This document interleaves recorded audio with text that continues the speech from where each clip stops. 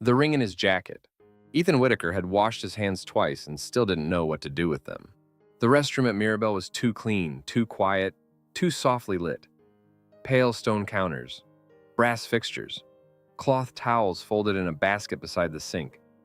A faint smell of rosemary soap that made the whole room feel calmer than he was. In the mirror, he looked like a man who had planned the evening properly. Navy jacket, white shirt.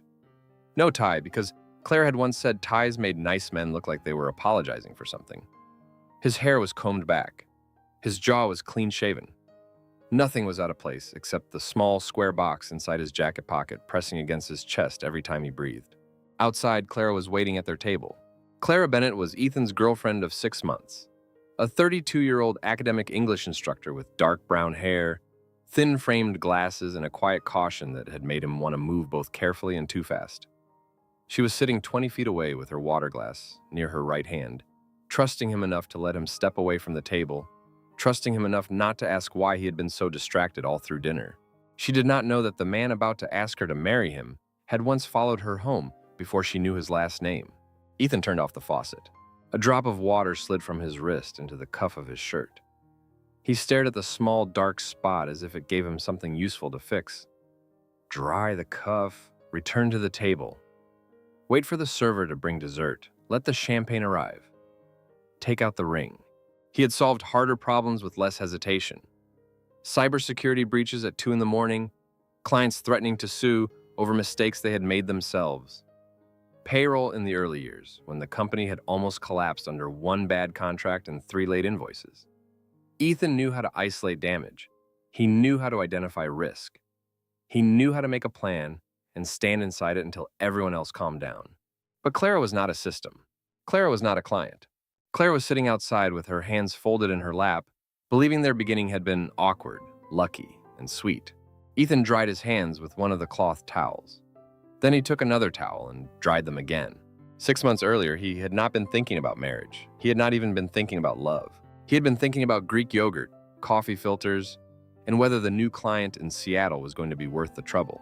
It was raining that night, the usual thin Portland rain that didn't fall hard enough to justify an umbrella, but still managed to get into everything. By the time Ethan reached the grocery store after work, the shoulders of his coat were damp and his shoes made soft sounds against the polished floor. The store was busy without being crowded. People moved through the aisles with the tired focus of a weeknight. A woman in a red beanie compared 2 jars of pasta sauce. A father in running shoes let his toddler hold a banana like a phone. Someone near the deli counter laughed too loudly, then lowered their voice. Ethan took a basket instead of a cart because he only needed 3 things. He always only needed 3 things. By aisle 6, he had 7. His phone buzzed in his hand. A message from Nora, his operations manager, lit up the screen. Client wants to move Monday call again. Do you want me to push back? Ethan stopped beside the tea display, coffee filters tucked under one arm, and typed with his thumb. Tell them Tuesday at 10 or they can... Something bumped his shoulder. Not hard. Just enough to knock his phone against the shelf and send the basket tapping into his knee. A paper grocery bag slipped from someone's arms. Apples rolled across the floor. A carton of eggs tilted, bounced once, and somehow did not break. Sorry, Ethan said immediately, already bending down. I'm sorry, that was me. No, it's okay, I wasn't looking either. Her voice was light, a little breathless from surprise. Ethan picked up 2 apples and reached for the carton. Still my fault. I was doing that thing where I pretend I can walk and email at the same time. A small laugh. He looked up. She was crouched across from him, one hand holding the strap of a canvas tote on her shoulder, the other reaching for an apple that had rolled near the bottom shelf. She wore a gray cardigan under a raincoat, jeans, and simple white sneakers that had seen rain before. Her hair was dark brown and long, loose over one shoulder. Her glasses had thin frames. There was no careful performance in her face, no makeup he could really see. Nothing dramatic or arranged. She looked like someone who had expected to move through the store quietly and had been interrupted by a man too distracted to watch where he was going. Ethan held out the eggs. These survived miraculously. She took them from him. Their fingers did not touch. Good. I didn't have a backup plan for breakfast. You don't keep emergency eggs? No, her mouth curved a little. I'm trying to live dangerously. He smiled before deciding whether smiling was too much. She stood, tucking the eggs back into the bag. Ethan stood too quickly and almost knocked his basket into the shelf. Smooth, very smooth, Sorry again. Again, he said. You already said that. I can say it a third time if that helps. It might start to seem suspicious. He laughed then, quietly, because she said it dryly, but not unkindly. Her smile changed her face, not in some bright, obvious way, but enough that Ethan noticed the moment before and the moment after. It was there, then softened, then almost gone.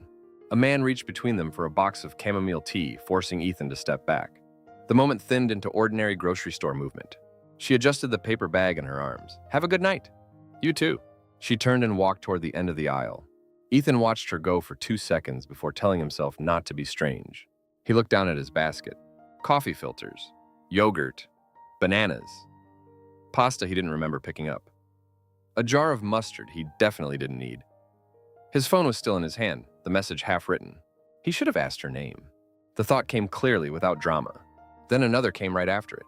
He still could. She had only turned the corner. He could walk after her and say something normal, something plain.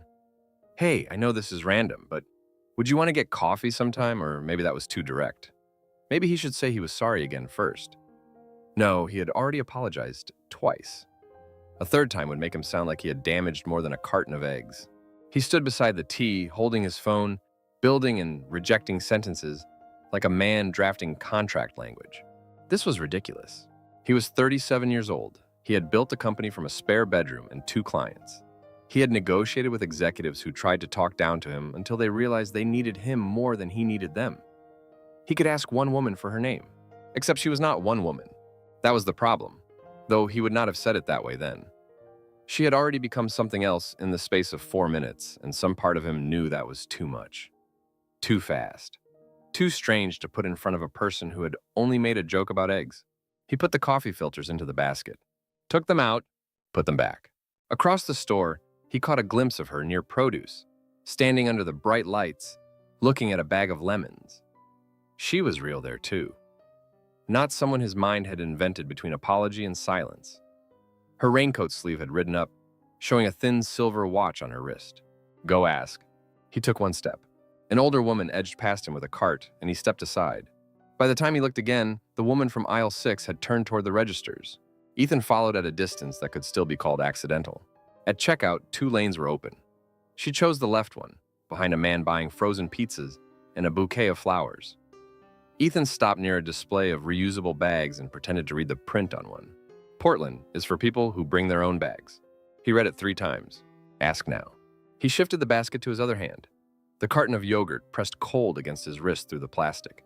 The cashier scanned the woman's eggs. The woman leaned forward to enter her card. She said something polite to the cashier. The cashier smiled. Ethan took another step forward, then stopped. A clean, normal man would not trap a woman at checkout. He would not make her decide how to respond while holding groceries, with a cashier listening and a stranger behind her buying frozen pizza. He would wait until she was near the door. No, outside the door was worse. That would feel like following. He hated that he could think through all of that and still not move. The cashier handed her a receipt. She folded it once and tucked it into the bag. Now, Ethan stepped toward the front. A man in a damp hiking jacket came in through the automatic doors, shaking rain from his hood. 2 teenagers moved around him. A cartwheel squeaked. For 1 second, Ethan lost sight of her. Then she was through the doors. He reached the entrance as they closed behind her. Outside, the parking lot shimmered black under the rain. Headlights moved slowly between rows of cars. A white Subaru backed out. Someone laughed near the cart return. Ethan pushed through the doors and stood under the awning. There were too many people with paper bags, too many dark coats, too many cars. The rain came in at an angle and touched his face. He looked left, then right. A woman with blonde hair loaded groceries into a minivan. A man opened an umbrella badly and cursed under his breath. The white Subaru turned toward the exit. A couple hurried past him, shoulders hunched, arguing softly about whether they had remembered cilantro. No gray cardigan, no thin frame glasses, no dark hair over one shoulder. He walked past the cart return, scanning the rows like he had misplaced something he owned, then felt the ugliness of that thought and stopped. He did not own anything here. He did not even know her name. The rain spotted his shirt where his coat had fallen open. His basket was still inside the store. His phone buzzed again in his hand. Nora, probably asking if his half-written response meant Tuesday worked or if he had dropped dead in the tea aisle. A normal person would have gone back inside, paid for his groceries, and let the small embarrassment fade by morning. Ethan told himself he was normal enough. He went back in. His basket sat where he had left it near the reusable bags. No one had stolen his yogurt or his unnecessary mustard. He checked out with the wrong pasta and no memory of choosing bananas. The cashier asked if he wanted a receipt. No, Ethan said. Then, for no reason he wanted to examine, he changed his mind. Actually, yes. In the car, he placed the grocery bag on the passenger seat and sat with both hands on the wheel. Rain ticked against the windshield. The automatic doors opened and closed. People came out carrying flowers, takeout sushi. Paper bags darkened at the edges from the weather. He thought of the way she had said emergency eggs. He thought of the silver watch. He thought of her smile, then disliked himself a little for thinking of it as if it were now something he could return to. The dashboard clock read 8:42. He had a call at 9. He could still make it home in time if traffic stayed light. Instead, he sat there and watched the grocery store doors open and close. He could come back tomorrow at the same time. The thought was small enough to seem harmless. People returned to grocery stores. That was the whole point of grocery stores. They ran out of milk. They forgot onions. They came back for coffee filters, paper towels, eggs that had almost broken but hadn't. It would not be strange to come back. It would only be strange if he admitted why. Ethan started the engine. Then he turned it off. No, tomorrow was fine. Tomorrow, if he saw her, he would do it correctly. He would not hover beside tea or read a tote bag like an idiot. He would walk up, apologize once more for the collision, ask her name, maybe ask if she wanted coffee. He would give her room to say no. He would make it simple. That was all. One more chance to do it right. He sat until the windows fogged faintly at the edges. Then he started the car again and pulled out of the parking space. As he drove toward the exit, he glanced once more at the bright glass doors of the grocery store, opening and closing on strangers. Tomorrow night, he told himself. Tomorrow night, if she came back, he would be ready. The week he waited. By the next evening, Ethan had convinced himself he needed paper towels. He stood in his kitchen at 7:18 p.m., one hand on the cabinet under the sink, looking at 3 unopened rolls stacked behind the dishwasher pods. Not paper towels, then. Dish soap. He checked. Half a bottle. Enough for a week, maybe 2. Coffee filters were out because he had bought those last night. Yogurt, too.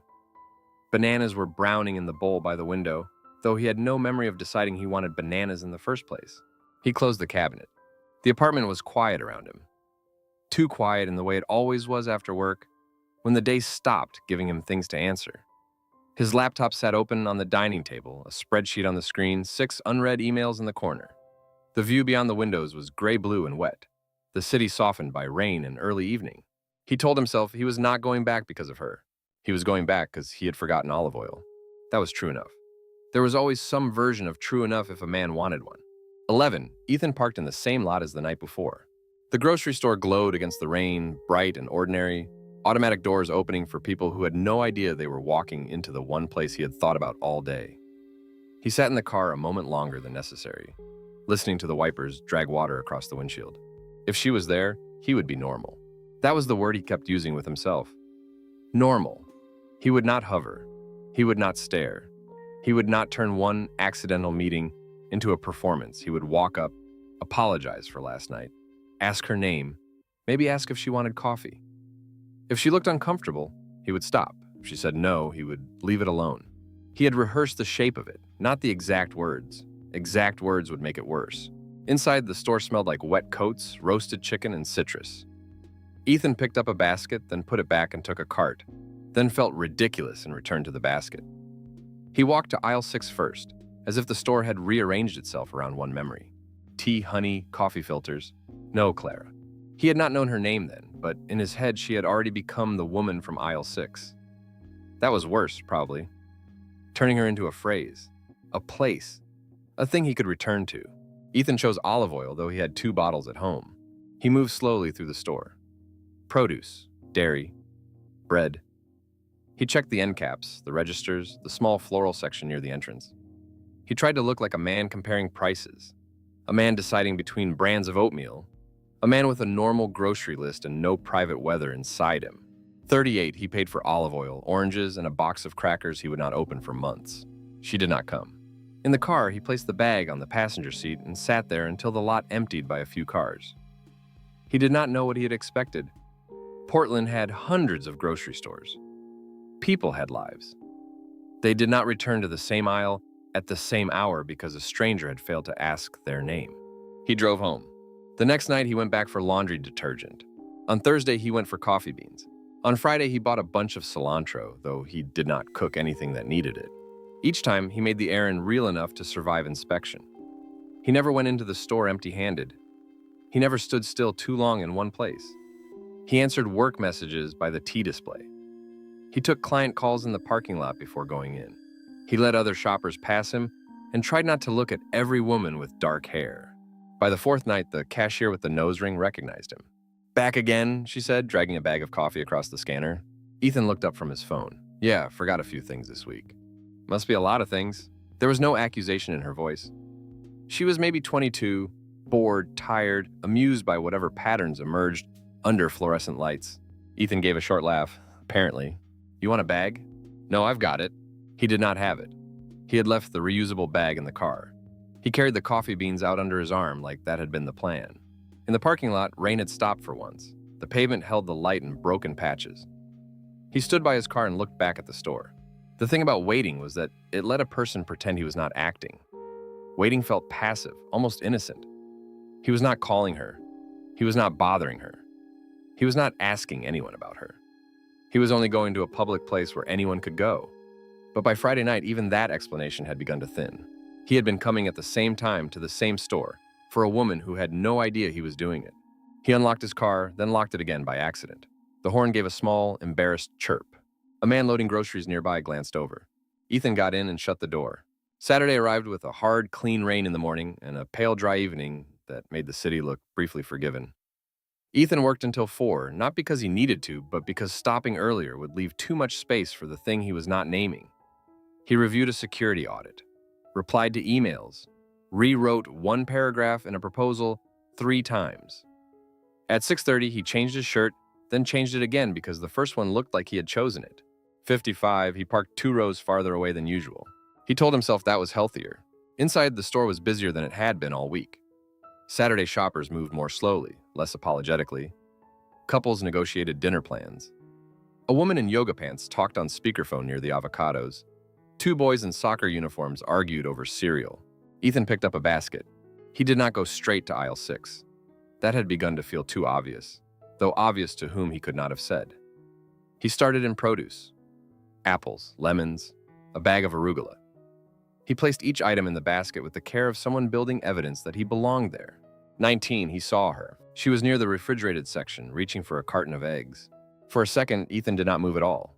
She wore jeans and navy sweater under the same raincoat, and her hair was tied back loosely, though pieces had slipped free around her face. The glasses were the same. The canvas tote was folded over one shoulder. She turned the egg carton over, checking the bottom, then opened it to inspect for cracks. Ethan stood beside a display of hummus and forgot what his hands were doing. The basket handle dug into his palm. There she was, not imagined, not turned into memory by a lonely man with too much discipline and not enough life. She was real under grocery store lights, frowning slightly at eggs. "Go." His body did not obey. A woman reached around him for roasted red pepper hummus. "Excuse me." "Sorry," Ethan stepped aside. The woman gave him a quick smile and moved on. He looked back. Claire had closed the egg carton and placed it in her basket. This was the moment. He had promised himself he would not waste it again. He had one job: walk over, speak, let her decide. He took 2 steps in her direction. Then she moved toward produce. Ethan slowed.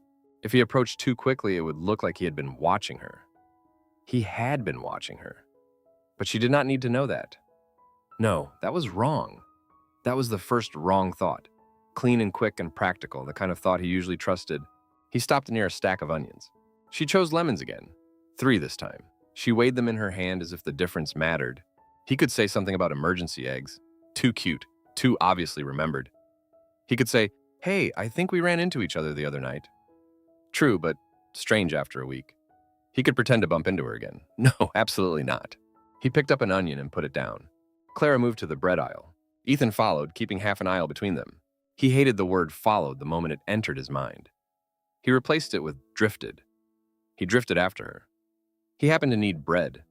Lots of people needed bread. She paused near the sourdough, reading labels. Ethan stood at the other end, suddenly interested in English muffins. He watched her reflection faintly in the freezer door across the aisle. Not directly. That made it better in no meaningful way. A couple came between them, discussing hamburger buns. Ethan used the interruption to move closer.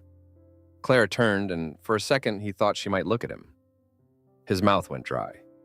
He lifted the bag of English muffins, as if caught in a legitimate decision. She did not look at him. She walked past, close enough that he caught the clean smell of rain from her coat and something else, maybe lavender from laundry detergent. Her basket brushed her leg. She was humming under her breath, barely audible. He could say her name if he knew it. He did not know it because he had failed to ask when it was still simple. She went toward the registers. Again. No, not again. Ethan moved after her, faster this time. He reached the end of the aisle, just as she joined a line. There were two people ahead of her. A mother with a full cart. A man buying beer and dog food. Plenty of time. Ethan stood behind a display of seasonal cookies and felt like a man casing a place he had no intention of robbing. His skin felt too aware of itself. He could hear the mother telling her child not to touch the card reader. He could hear the scanner beep. He could hear his own basket creak under his grip. Go now. He stepped out from behind the display.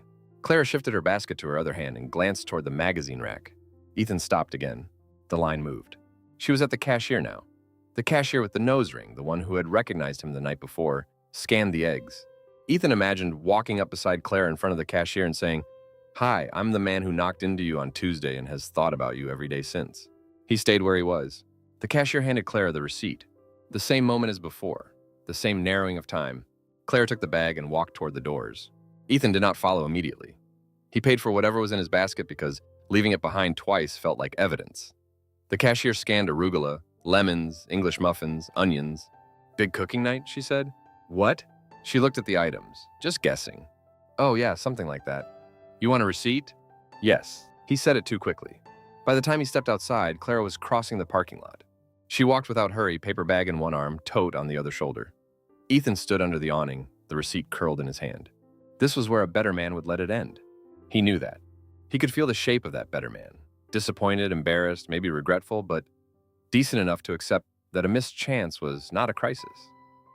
A better man would go home and cook with the strange collection of groceries he had purchased in the name of appearing normal. Clara reached a silver hatchback near the far row. Ethan looked down at the receipt.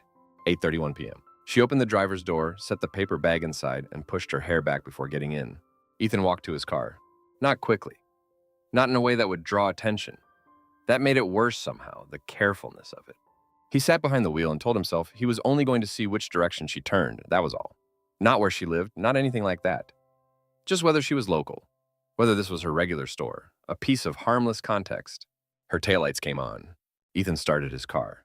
The silver hatchback pulled out slowly. He waited until another car passed between them before backing out. At the lot exit, she turned right. Ethan turned right. His hands felt steady on the wheel. That bothered him more than if they had shaken. There were rules to this, he told himself. He would not get close. He would not run lights. He would not follow her into a garage or a driveway. If she went onto the freeway, he would stop. If the route felt too private, he would stop. If anything about it became what? He drove 3 cars behind her down a wet stretch of neighborhood road lined with maples and parked Subarus. She signaled properly. She slowed for cyclists. She drove like someone who did not imagine a stranger from a grocery store was behind her, making rules for himself. At a red light, Ethan stopped behind a delivery van. Claire's car was ahead of the van, her left blinker flashing. He could still turn right and end this. The light changed. She turned left. The delivery van went straight. Ethan turned left.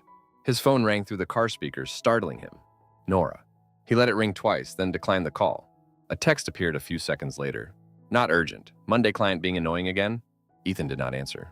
Clara drove another mile, then turned into the parking lot of a mid-rise apartment building with warm lobby lights and rain-dark brick.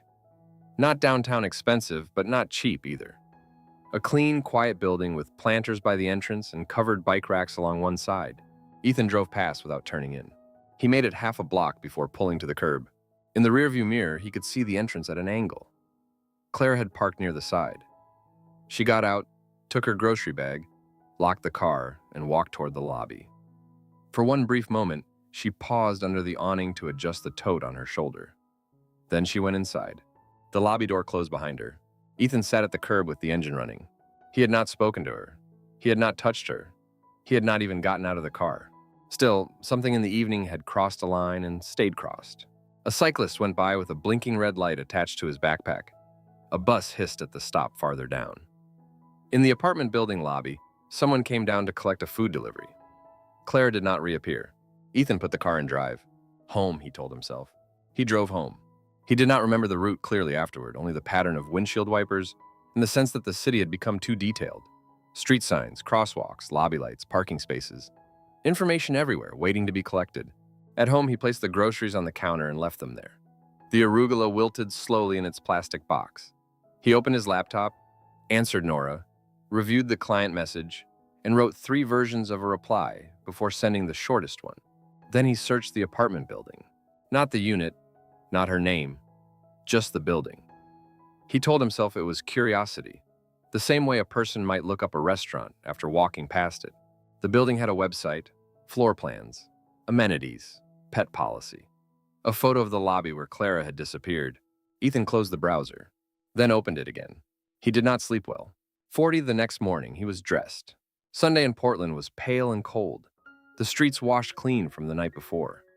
Ethan parked across from a coffee shop half a block from Clara's building and bought an Americano he did not want. He sat by the window with his laptop open to a blank document, angled so he could see the apartment entrance without turning his head. This was worse in daylight. At night, he had been carried by accident, rain, the soft blur of headlights. In the morning, there was no blur. There was only him, a grown man with coffee cooling beside his hand, watching the front door of a woman who had made a joke about eggs. He told himself he would leave by 8. 23, Clara came out. She wore a long beige coat over dark pants, her hair tied back, a canvas work bag on her shoulder. No groceries now. No raincoat. She looked like someone going to work, even on a Sunday. She paused to lock the lobby door behind her, checked her phone, then started walking toward her car. Ethan's first feeling was relief so sharp it almost passed for joy. Then shame moved under it, slower and heavier. He did not get up until she had pulled out of the lot. He left cash on the table for the coffee, because waiting for the card reader felt impossible, then walked to his car. This time, he did not make rules. Or maybe he did, but they came too late and meant too little. Clara drove east, then south, into a commercial area with low office buildings, fitness studios, a dentist's office, and a private school with a fenced playground. Sunday traffic was light. Ethan stayed far enough back that another car could fit between them. He hated how competent he was at it. She turned into a lot beside the glass-fronted building with clean signage mounted near the door. Bridgeway Language Institute. Academic English, IELTS preparation, professional communication. Clara parked near the side entrance. Ethan drove past, turned into the lot of a closed furniture store, and parked where he could see the building across the street. Clara got out with her work bag and a travel mug. A woman in a black coat held the side door open for her, and Clara smiled as she stepped inside. Not the grocery store smile, a smaller work smile, familiar, tired at the edges. The door closed. Ethan read the sign again. Bridgeway Language Institute.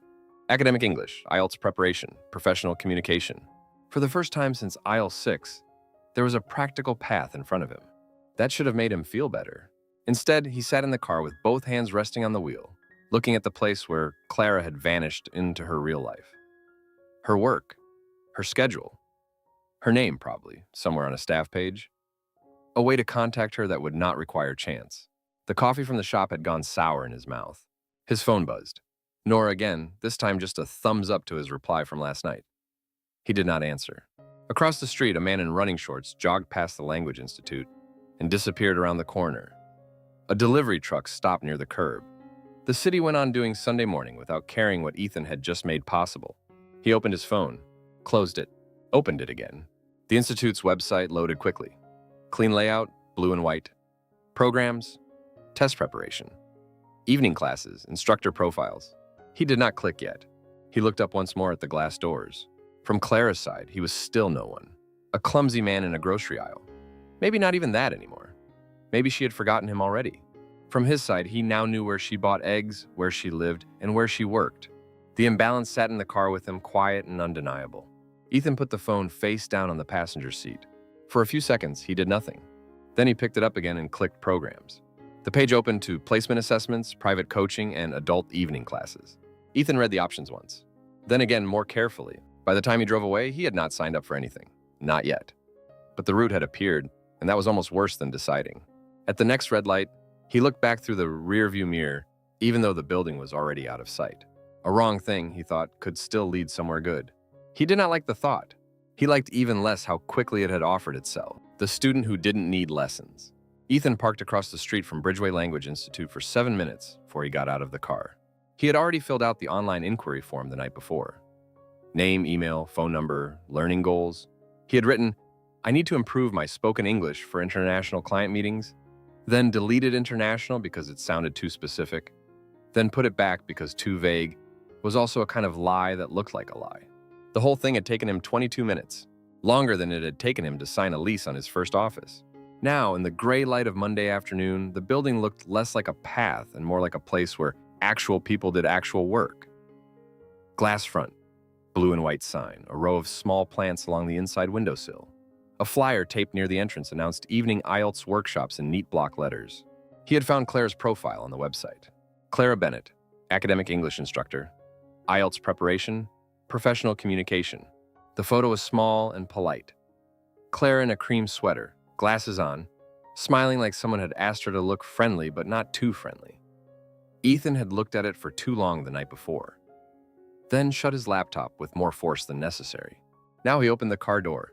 The air smelled like wet pavement and coffee from somewhere nearby. He crossed at the corner instead of jaywalking, though there were no cars coming. By the time he reached the entrance, he had placed his face into what he hoped was the expression of a man with a scheduling problem and not a moral one. Inside, Bridgeway was warmer than he expected. The lobby had soft chairs, a low shelf of test prep books, and a coffee station with paper cups stacked beside a sign asking students not to leave trash in classrooms. Voices came from somewhere down the hall, not loud. A teacher's voice, then a few people laughing politely. Behind the front desk, a woman looked up from a computer. Maya Collins, Clara's coordinator, wore a black sweater, a staff badge that had turned sideways on its lanyard, and the alert, practical expression of someone who had answered the same 5 questions too many times that day. She glanced at Ethan, then at the tablet on the counter, already deciding where he belonged in the system. "Hi," she said. "Can I help you?" "Yeah, I filled out the inquiry form online, Ethan Whitaker." Maya typed his name. "For academic English coaching?" "That's right." "Okay, give me 1 second."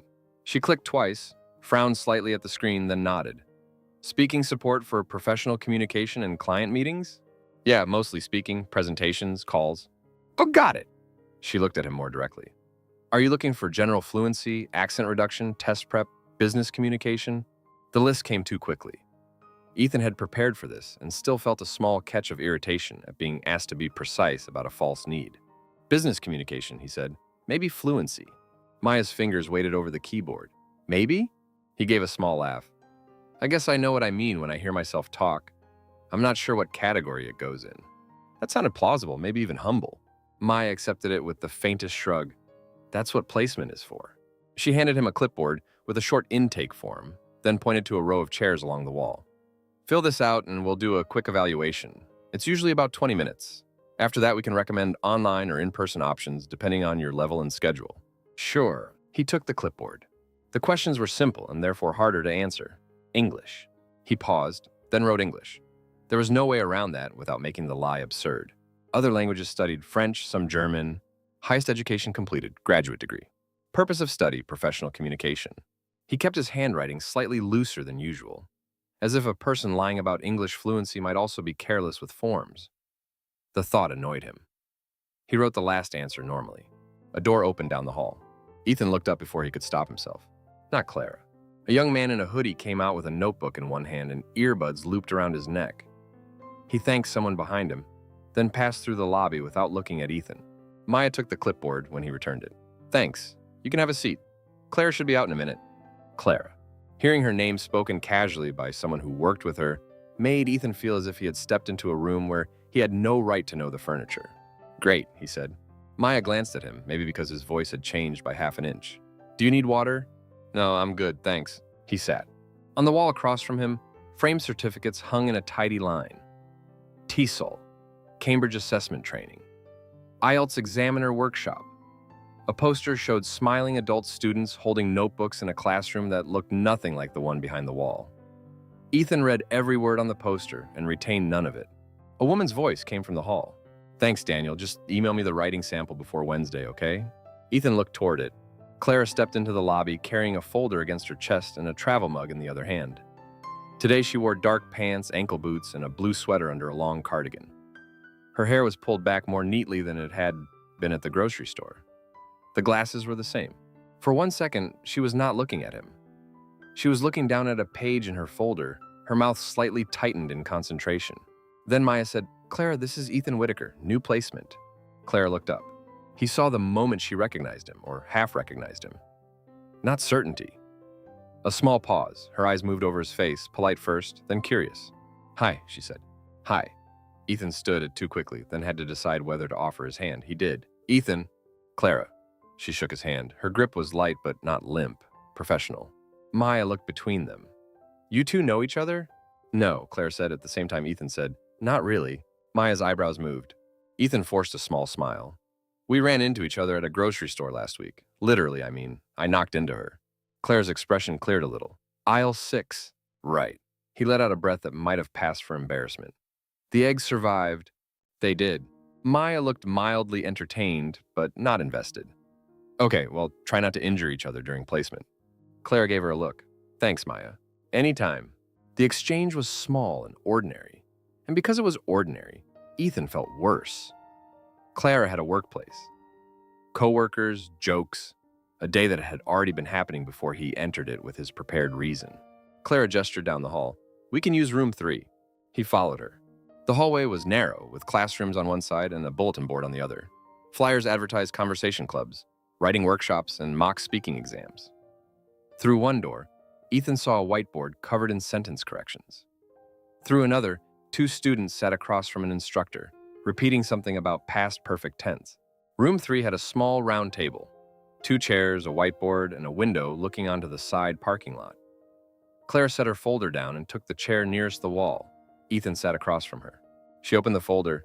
"So this is just a placement conversation, not a test in the scary sense." "Good. We'll talk a little about your goals, your work, what you feel comfortable with, what you want to improve.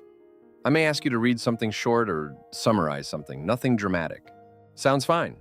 She looked at the intake form. "Native English speaker?" "Yes. And you're looking for professional communication support?" "Yeah, mostly for meetings." "What kind of work do you do?" He had prepared for this. The prepared version was modest and slightly vague. "I run a small cybersecurity consulting firm." Claire's pen paused. "That sounds like a field where communication matters." "It can. Clients don't always understand what you're telling them." "Usually not." She smiled. "So is the issue clarity, confidence, explaining technical ideas to non-technical people?" "All of that, probably." "Probably?" There was no judgment in it, just attention. Ethan shifted in the chair. The room was too small for his lie. "I'm not terrible at it. I just think I could be better." "That's fair." Claire wrote something down. "Are you presenting in English to international clients? Or is it more about executive-level communication?" "Both." "Do you feel your grammar gets in the way?" "Sometimes." She looked up. "Can you give me an example?" He should have expected that. "Sometimes I simplify too much. Or I don't sound as polished as I want." Claire's face stayed neutral. "When you say polished, do you mean more natural, more formal, more concise?" "More natural," Ethan said, choosing the safest answer. "Sometimes I overthink sentence structure." That at least was true. "Okay." She leaned back a little. "Tell me about a recent work situation where that happened."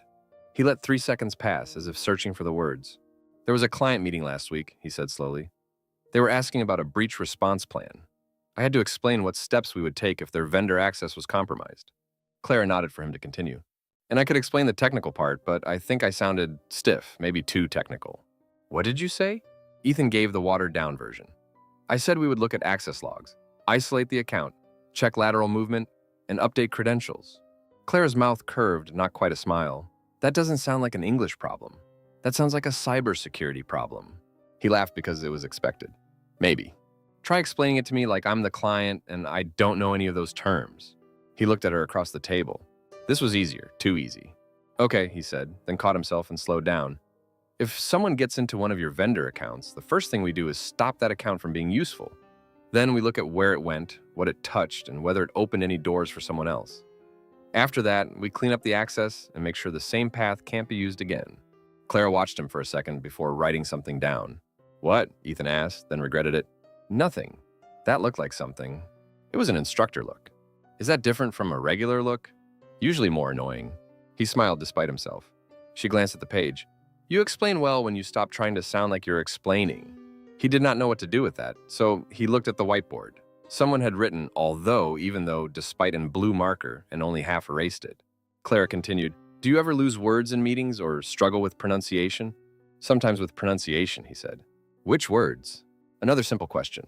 He named a few technical terms, then deliberately mispronounced one in a way he knew was common but not his own mistake. Clara repeated it correctly. That one's not unusual. A lot of people stress the wrong syllable. He repeated after her, making it just slightly worse than natural. She looked at him again. Not suspicious exactly, more like she was adjusting a lens. Have you taken coaching before? She asked. No. Public speaking? A little. How much is a little? A workshop, years ago. What kind? He almost answered too fluently, then stopped. Leadership communication, something like that. What made you decide to do this now? There it was. The question he had known would come, and still had not prepared well enough to answer. Ethan rubbed his thumb along the edge of the table. We're growing. More clients, bigger calls. I don't want communication to become the thing that holds us back. It sounded true because parts of it were true. His company was growing. Calls were bigger. Communication mattered. Clara nodded slowly. That makes sense. She gave him a short reading passage about workplace conflict and asked him to summarize it. He did, poorly enough to seem human. Not so poorly that he looked ridiculous. It was a strange skill, pretending to be less capable without becoming unbelievable. He found himself editing in real time, sanding down vocabulary, leaving pauses where he would not normally pause. Clara did not interrupt. She only took notes. After 20 minutes, she closed the folder. So, she said, well, your English is strong. Very strong, actually. Ethan looked down with a half smile. That's good to hear. I don't think you need general fluency work. No? No, she tapped her pen lightly against the paper. If anything, I'd recommend targeted executive communication or presentation coaching. But even that would be more about style and audience awareness than English ability. Okay, we do offer that. Not all instructors take private clients for it, but there are options. Would you? The question came out too quickly. Clara's pen stopped. Ethan saw it land between them. He softened his voice. I mean, would that be something you teach, since you already did the placement? She held his gaze for one extra second before looking back at the form. I do some professional communication coaching, yes, but scheduling depends on availability. Sure. I also have evening online slots, which might fit your work schedule better. Online. The word felt like a door closing politely. That could work, he said. Clara looked up. But? No, it could, He gave a small shrug, letting annoyance become embarrassment. I spend all day on screens. If I'm trying to improve how I communicate with actual people, doing it through another screen feels a little backward. That was not bad, it was almost reasonable. Clara considered it. I understand that. In-person is limited right now. I can work around your availability. A beat. Too much. He added, within reason. I run my own schedule most days. Clara did not smile this time. We try to keep boundaries pretty clear with private coaching. Same cancellation policy, same communication through the institute, at least at first. Of course. Good. She wrote something on a separate sheet and slid it toward him. Maya can give you the rates. If you want to move forward, I'd suggest 4 sessions to start. We can do 1 in person, then decide whether online is enough. 1 in person. It was a small opening, and Ethan had the humiliating sense of being grateful for something he had arranged through a lie. That sounds good, he said. They stood. At the door, Clara paused. And Ethan? He turned. I'm glad the eggs survived. The line was ordinary. Almost nothing. But because she remembered, his mind took it and began making more of it than it deserved. Me too, he said. Maya looked up when they returned to the lobby. How'd we do? He's too advanced for general fluency, Clara said, handing over the folder. Professional communication coaching would make more sense. Maya gave Ethan a look that was not unkind. Good problem to have. I guess? 4-session package? Sure. Maya clicked through the system. Clara has 1 in-person slot next Thursday at 6. Then online after that unless something opens up. Thursday, 6. Ethan nodded as if he were checking a calendar in his head. That works. Maya turned the tablet toward him. You can pay here. He paid. The receipt came by email before he had even put his card away. A legitimate transaction. A scheduled appointment. A clean explanation for seeing Clara again. On the sidewalk outside, he stood under the gray afternoon sky and looked back through the glass. Clara was at the front desk, talking to Maya, one hand around her travel mug. She laughed at something Maya said, then glanced toward the door. Ethan moved before he could be caught watching. He walked toward his car, unlocked it, then sat inside without starting the engine. Thursday at 6. That should have been enough. It wasn't.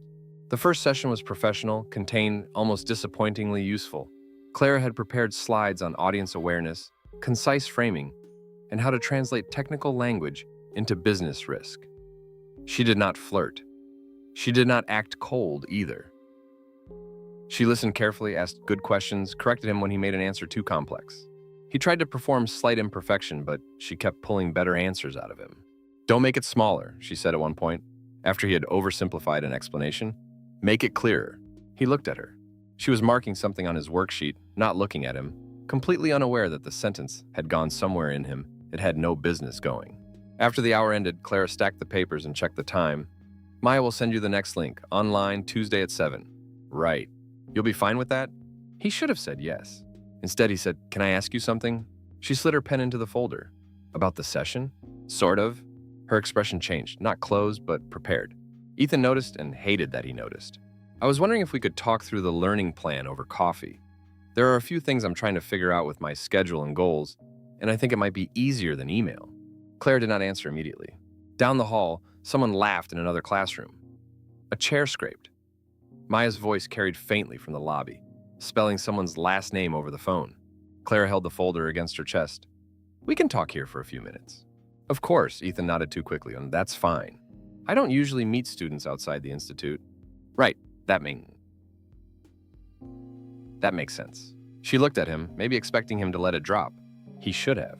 Instead, he said, "There's a coffee place next door. Public place, 15 minutes. If that's still not comfortable, no problem." It was the no problem that made him sound like there might be one. Clara shifted the folder from one arm to the other. "Ethan." Just his name, not sharp, but careful. He raised both hands slightly. "Sorry, I don't mean to put you on the spot." That part was true. He did not mean to. He simply kept doing it. Clara looked toward the lobby, then back at him. 15 minutes. About the learning plan." "Yes, absolutely. And next time, ask before the end of the session. Not when I'm trying to leave." The embarrassment hit him cleanly. Fair. The coffee shop next door was narrow and warm, with fogged windows and a pastry case that looked better than it probably was. Clara chose a table near the front, visible from the street. Ethan noticed that too. She was not careless. She did not give a man privacy just because he asked politely. He bought his own coffee and did not offer to pay for hers until she had already tapped her card. Good, he thought. Too late. They sat across from each other. For the first few minutes, they actually talked about the learning plan. Claire asked what kinds of meetings made him feel least effective. Ethan gave real answers because lying badly about work was harder than telling the truth. Then she asked, "Why now?" He looked at her over the rim of his coffee. "For coaching?" "For this kind of coaching, yes." She stirred her tea once, though she had not added anything to it.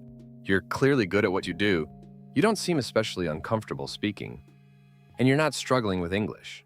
There was no trap in her voice. That made it worse. Ethan set the coffee down. "You're very direct."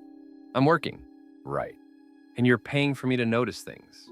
He laughed once, quietly. "That's fair." So, he looked toward the window. Outside, a woman in a yellow raincoat walked a small dog past the glass. The dog stopped to sniff a planter. The woman waited, bored and patient. Ethan could have told the truth then. Not all of it. Not the worst of it. But something close enough to slow the lie before it became a structure. He could have said he had wanted a reason to talk to her after the grocery store. He could have admitted that the coaching was not only about work. Instead, he chose the safer lie. "I think I've gotten good at sounding competent," he said. "That's not always the same as connecting with people." Clara watched him.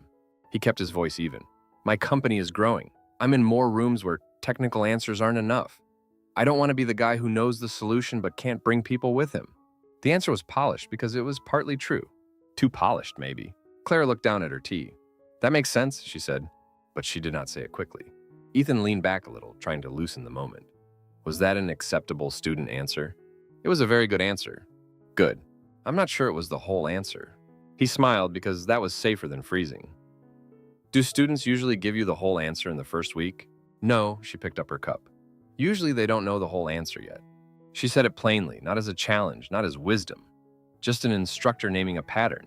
Still, Ethan felt the words settle too close to the place where he was keeping the rest of himself. They talked for 12 more minutes. About schedules, about how many sessions made sense, about the difference between sounding rehearsed and sounding prepared. Claire gave him 2 practical exercises to do before Tuesday. Ethan wrote them down like a diligent student. At the door, she zipped her coat and adjusted the strap of her bag. "I'll see you online Tuesday," she said. "Right, Tuesday. And Ethan?" He looked up. She gave him a small, polite smile, but her eyes stayed on his face as if she were still listening to an answer after he had stopped speaking. "You really don't seem like someone who needs English lessons." There was no accusation in it. That was what made it hard to answer. Ethan let out a short laugh, just enough to pass for self-consciousness. "I'll try to be worse next time." Claire's smile changed by a fraction. "Don't." Then she stepped out into the damp Portland evening, leaving him inside the coffee shop with a folder of exercises, a paid coaching package, and the sudden understanding that the lie had worked. Not cleanly, but well enough that now he had to keep it alive. A careful woman. Ethan waited 9 minutes before answering Claire's email. The message came in at 8:04 on Wednesday morning, while he was standing in his kitchen, with coffee cooling beside his laptop and 3 client threads open across 2 monitors.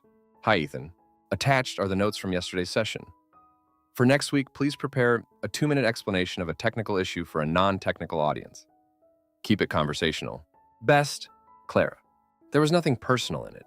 No extra sentence, no grocery store joke, no sign that the 15 minutes at the coffee shop had continued in her mind after she left. Ethan read the email twice anyway. Then he made himself answer like a normal client. "Thanks, Clara. I'll work on it before Tuesday." He hovered over the send button. "Too short? The notes are helpful." Then removed it. Added it again. Removed it. He closed the laptop and walked to the sink, carrying a mug he had not finished. Outside his apartment window, Portland was pale and damp. The buildings across the street softened by morning rain. A delivery truck idled by the curb. Someone in a yellow jacket crossed against the light with a paper cup in one hand. His phone buzzed. "Nora. You alive? 8:30 call in 5. Ethan looked at the unsent email, then sent the short version before he could make it worse. "Thanks, Clara. I'll work on it before Tuesday." There, clean, appropriate, nothing strange. He carried the laptop to his office corner and joined the call with his face arranged into the calm, focused expression people paid him for. For 40 minutes, he explained vendor access controls to a client in Seattle. He answered questions, clarified risk, redirected a man who kept using the word hack, like it explained anything. He was good. He knew he was good. He spoke clearly, adjusted his language when the client looked lost, and summarized the next steps in 3 sentences.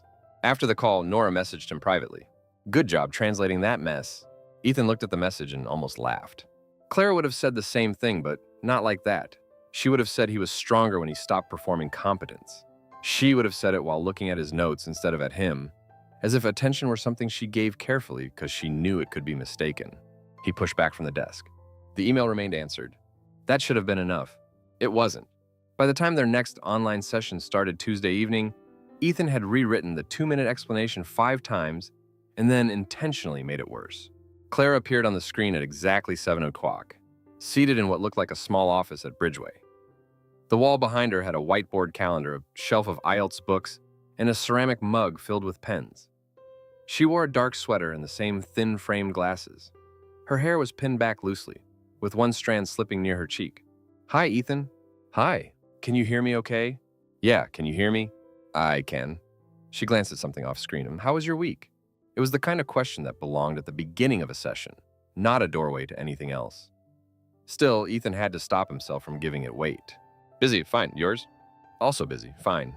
She said it with a small smile, as if aware of how little they had both offered. "Okay," she continued, shifting into work. "Let's hear your explanation." He did the exercise. 2 minutes, non-technical audience. He slowed more than he needed to. Left out one term he would have used. Stumbled once on purpose and hated himself for how calculated even his imperfections had become. Claire listened without interrupting. When he finished, she looked down at her notes.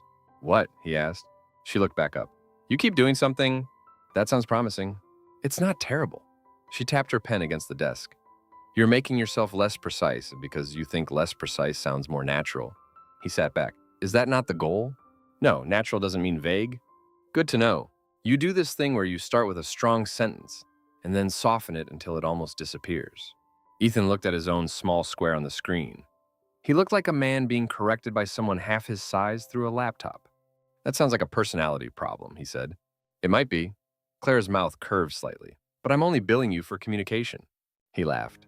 It came out easier than he expected. The session moved well after that. Too well. Claire was quick, practical, and more direct than she had been at the coffee shop. She corrected him without making it feel like a performance. She asked him to explain the same concept 3 ways: to a CEO, to a small business owner, to someone's father, who still wrote passwords on sticky notes. By the 3rd version, Ethan stopped trying to act like a weaker speaker and simply answered. Clara noticed. Of course she noticed. There, she said. That was the best one. Because I mentioned the father with sticky notes? Because you stopped managing every word before you said it. He looked at her through the screen. For a moment, the practical structure of the session thinned, not vanished. She was still his instructor. He was still paying the institute. But something in her tone had crossed from evaluation into recognition. Ethan looked down first. After the session, he did not email her. He did not invent a question. He did not search her name again. He cooked pasta badly, ate half of it standing at the counter, and left the rest in the pan. 17, his phone lit up. Clara Bennett. Good work tonight. The last version was much clearer. The message came through the Institute scheduling portal, not her personal number. It was professional. It was about the work. It did not include a smiley face, a question, or any reason to answer beyond courtesy. Thanks, the sticky note father helped. He set the phone face down. A minute later, it buzzed. Most examples improve with someone's father involved. He smiled before he could stop himself. Then he set the phone down again and did not answer for 5 full minutes because answering too fast would make it feel like he had been waiting, which he had. The next 2 weeks became a careful series of almosts. Almost personal, almost casual, almost something he could name without making it vanish. They had another online session, then one in person because Clara said his work on pauses would be easier to handle face-to-face. Ethan arrived 7 minutes early and sat in his car until 2 minutes before the hour. Inside, Maya gave him a paper cup of coffee from the front desk and told him not to look so nervous. I don't look nervous, Ethan said. Maya looked at the cup she had just handed him. You asked if this was the pen cup. He looked down. It was, in fact, the coffee cup. Maya laughed and pointed down the hall. Room 3. Clara's finishing with someone else. The small embarrassment helped. It gave him something real to carry into the room besides wanting. Claire came in with her folder tucked under one arm and a granola bar in her hand. She looked tired, not dramatically tired, just end-of-day tired. Hair slightly loosened, sleeve pushed up, eyes moving from the clock to the whiteboard to him. Sorry, she said. I have not had dinner, so if I get mean, it's blood sugar. I'll try not to provoke you. Too late, you brought bullet points. He glanced at the notebook open in front of him. I thought that was responsible. It is, that's the problem.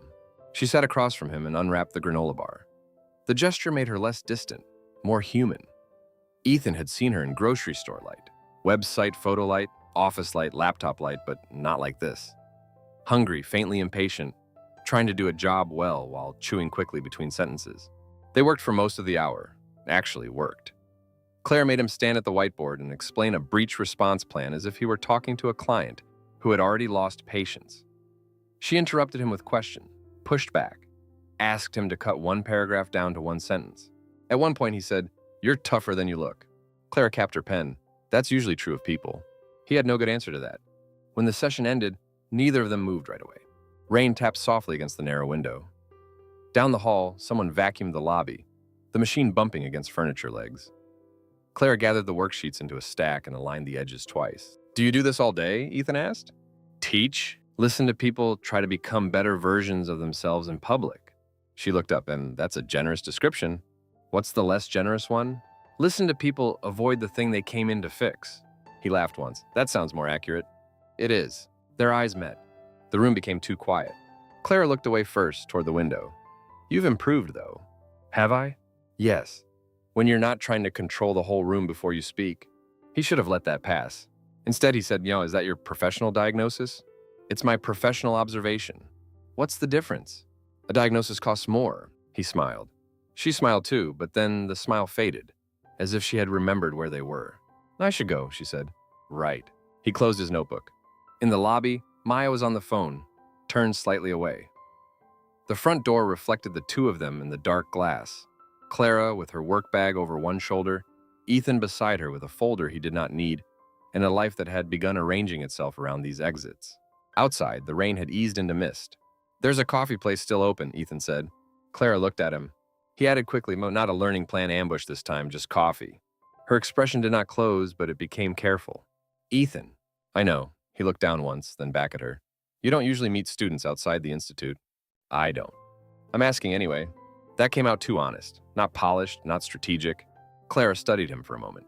Behind them, Maya said into the phone, "No, the writing workshop is separate from private coaching," then rolled her eyes at the wall. Clara seemed to hear it too. Her mouth twitched. "Coffee," she said finally. "Public place, 30 minutes. Okay. And we are not talking about my students. I don't know your students or your learning plan. That may leave us with weather. It's Portland. That could fill 30 minutes." The coffee shop was crowded, windows fogged from bodies and steam. They found a small table near the front, the same one as before, though Claire did not mention it. This time, Ethan waited for her to order first and did not offer to pay. She got tea again. He got coffee he did not need. For the first few minutes, they talked about ordinary things because ordinary things were safer. Books, Portland traffic, why every good restaurant seemed to close too early, the weird optimism of people who bought white furniture while owning dogs. Claire was funnier than she seemed at first, but not in a way that asked to be noticed. Her humor arrived dry and quick, then disappeared before Ethan could make too much of it. She talked with her hands when explaining something she cared about, then caught herself and folded them around her cup. She mentioned her father once, only briefly, saying he still called every text message an email if it contained more than one sentence. Ethan wanted to ask more. He did not. That restraint pleased him too much. Clara asked about his company. He answered honestly, then had to stop himself from dressing the answer up.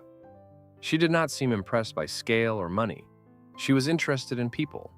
Whether he liked managing them, whether it was hard to tell someone they were wrong, whether working for himself made him more free or just more responsible. "No one asks it that way," he said. "How do they ask it?" "They ask if it's nice not having a boss." "And is it?" "Sometimes." He looked at his coffee. "Sometimes you just become the boss you can't complain about." Claire laughed. "That sounds exhausting." "It is. Do you like it?" He thought about giving the expected answer. "Yes, of course. Built it from scratch. Proud of the work." All true enough. "Most days," he said instead. "Some days I think I built a machine that needs me more than I need it."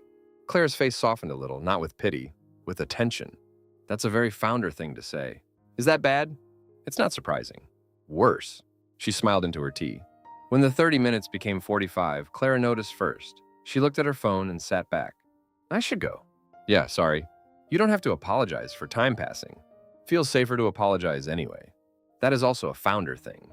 He walked her to her car because the street was poorly lit and because she let him. He did not touch her, did not ask for more. At her car, she unlocked the door and turned toward him with her keys in one hand. "This was nice," she said. "It was, but I need to be clear about something." Ethan nodded. "I don't want things to get messy with work, or the institute, or whatever this is." She made a small motion between them, not quite naming it. "I like my job. I'm careful for a reason." "I understand." She watched him long enough that he knew the answer had been too fast. "I'm serious," when she said. "I know," he slowed himself down. "I don't want to make your work complicated." "You kind of already are." The sentence landed lightly, but it landed. Ethan gave a small nod. "Fair." Claire's hand tightened once around her keys. "I'm not saying no to seeing you. I'm saying I need this to be slow and clean." Slow and clean. 2 words he could repeat. 2 words he could obey if wanting were the only thing involved. "Okay," he said. She looked at him, weighing the answer, then opened her car door. "Good night, Ethan." "Good night." He watched her drive away, but only until her car turned the corner. That, he told himself, counted for something. For the next few days, he tried to be careful. He did not text her through the portal unless it was about class. He did not send articles he thought she might like. He did not buy tickets to anything, though he found a small film screening downtown and imagined asking her. He did not tell Nora or anyone at work. He did not go near her apartment building. He did, however, think about her constantly. Not in one dramatic flood, in pieces. Clara holding a paper cup with both hands. Clara saying people avoided the thing they came in to fix. Clara pausing before answering, as if she respected the answer enough not to rush it. Clara under grocery store lights, looking down at eggs. Clara in the front seat of her car, asking for slow and clean. At night, he opened real estate listings in Portland without meaning to. Not because of Clara, he told himself. He had been thinking about buying a house for years. His apartment was too small. Interest rates were annoying but manageable. It was a practical time to look. Still, he found himself filtering for neighborhoods within 15 minutes of Bridgeway. Then he closed the tab, then opened it again. The next in-person session was supposed to be the last before they moved fully online. Ethan arrived with the assigned presentation, a folder of notes, and the uncomfortable sense that the formal reason for seeing her was running out. Clara noticed his mood before he spoke. "You look like you're about to argue with a parking ticket," she said. "I've looked worse."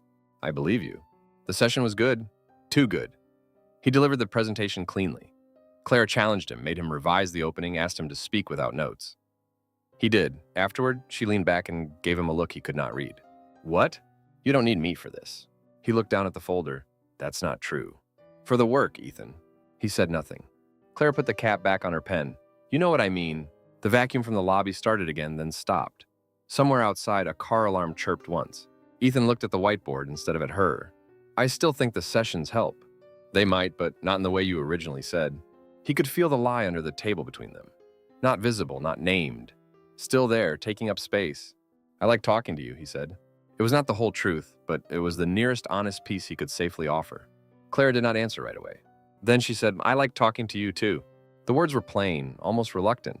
They gave him more hope than they should have. After that, the evening moved differently. They went for coffee without pretending it was about a learning plan. Clara chose a different place this time, smaller, quieter, with old wooden tables and a chalkboard menu. She told him a little more about herself, that she had grown up outside Salem, that her father still lived in the house where she had spent high school, that she had studied linguistics because she liked patterns, but stayed in teaching because patterns meant nothing until people tried to use them under pressure. Ethan told her about his mother, Margaret, but only lightly. Widowed young, warm, intense, too invested in whether he was eating real meals. Clara laughed at that.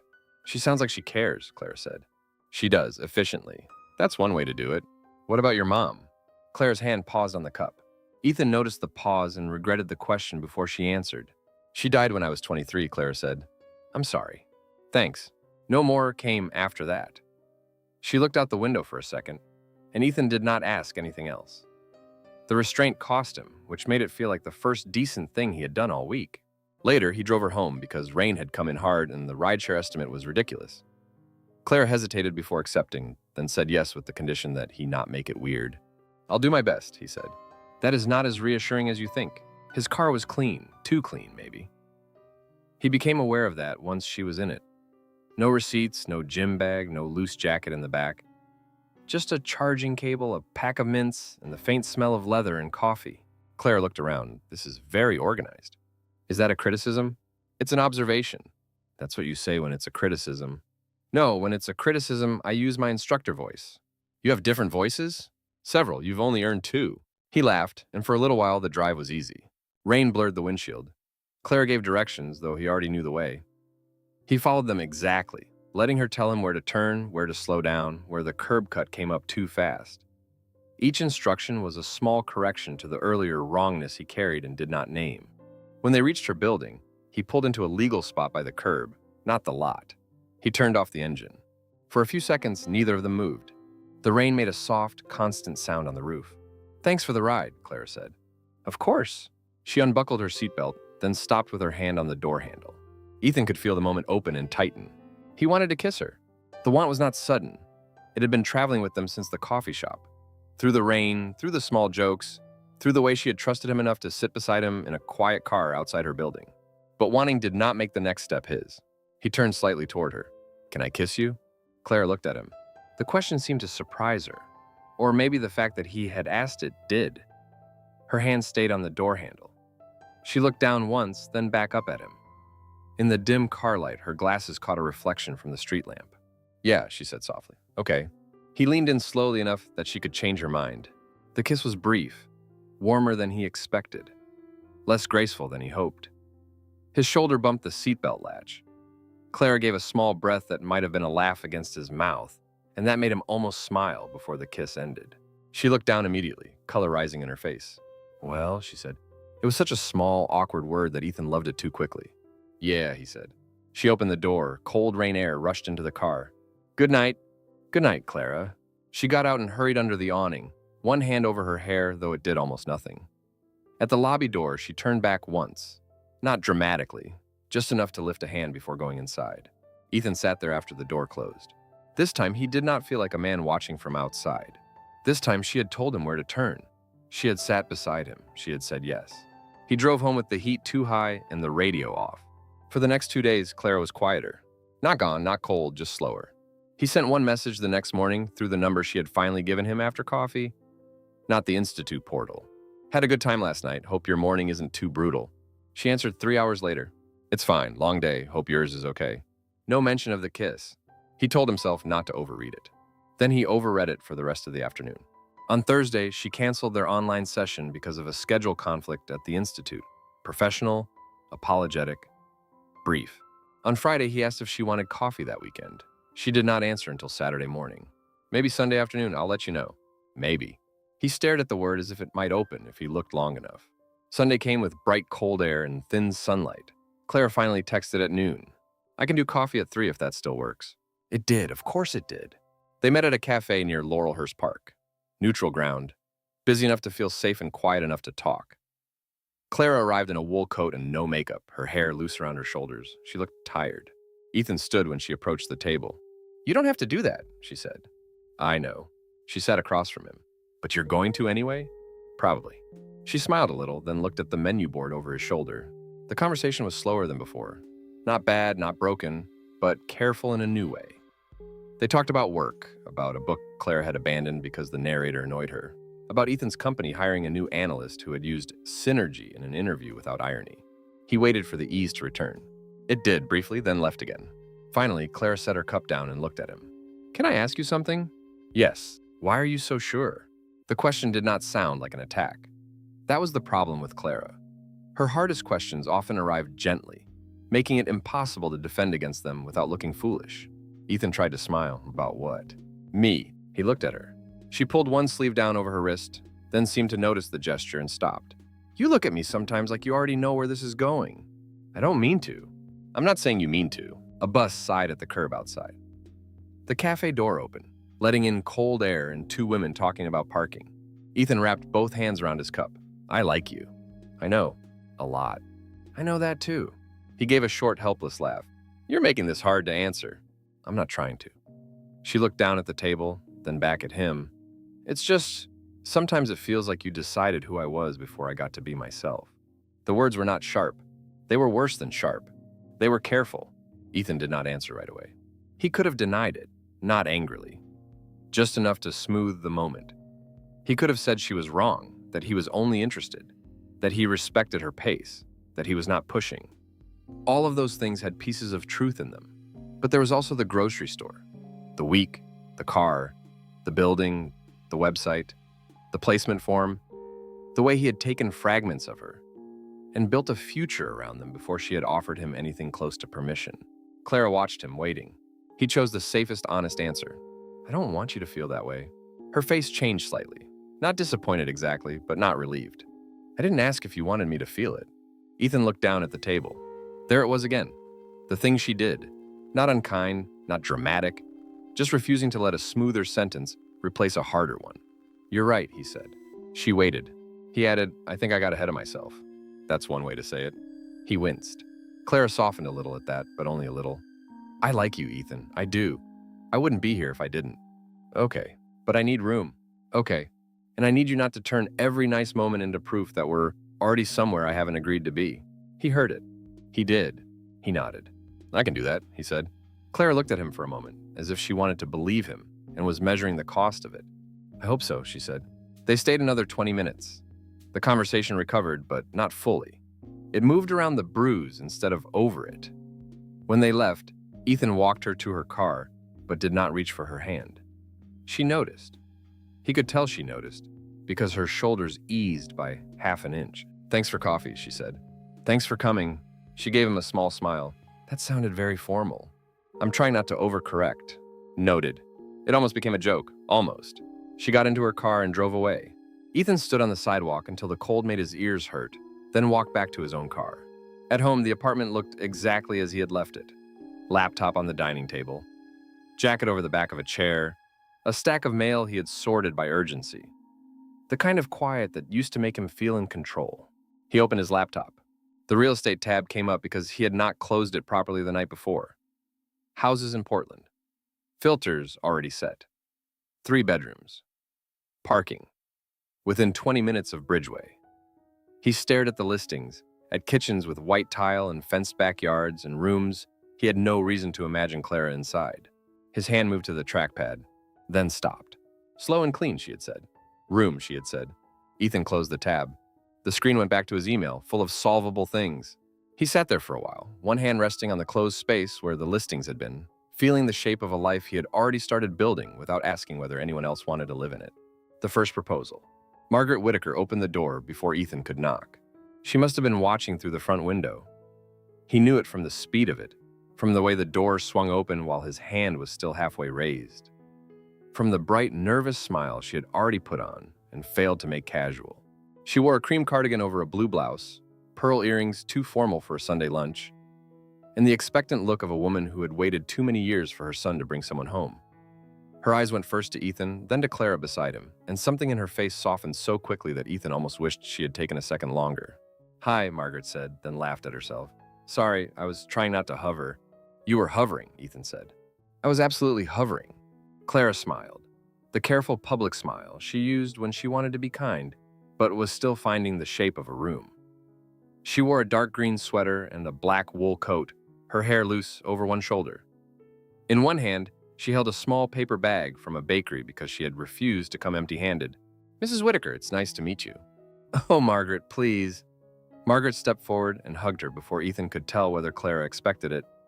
Not too long, not too hard, but with enough feeling that Clara's eyes widened for half a second over Margaret's shoulder. Then Clara hugged her back. Ethan stood on the porch with his hands useless at his sides. The house smelled like roast chicken, rosemary, and the lemon furniture polish Margaret used whenever she wanted the place to seem less lonely. It was the same house Ethan had grown up visiting after his parents divorced. Then, the house he had come back to after his father died. Then the house Margaret had kept too neat for one person. Framed family photos lined the hallway. Ethan at 10 with a missing front tooth. Ethan at 22 in a graduation gown. Ethan at 30 in a suit he hated, standing beside Margaret at a company launch party where she had cried into a napkin and pretended it was allergies. Margaret took Clara's coat. "You brought something? You didn't have to bring anything." "I know, I wanted to." Clara held out the bakery bag.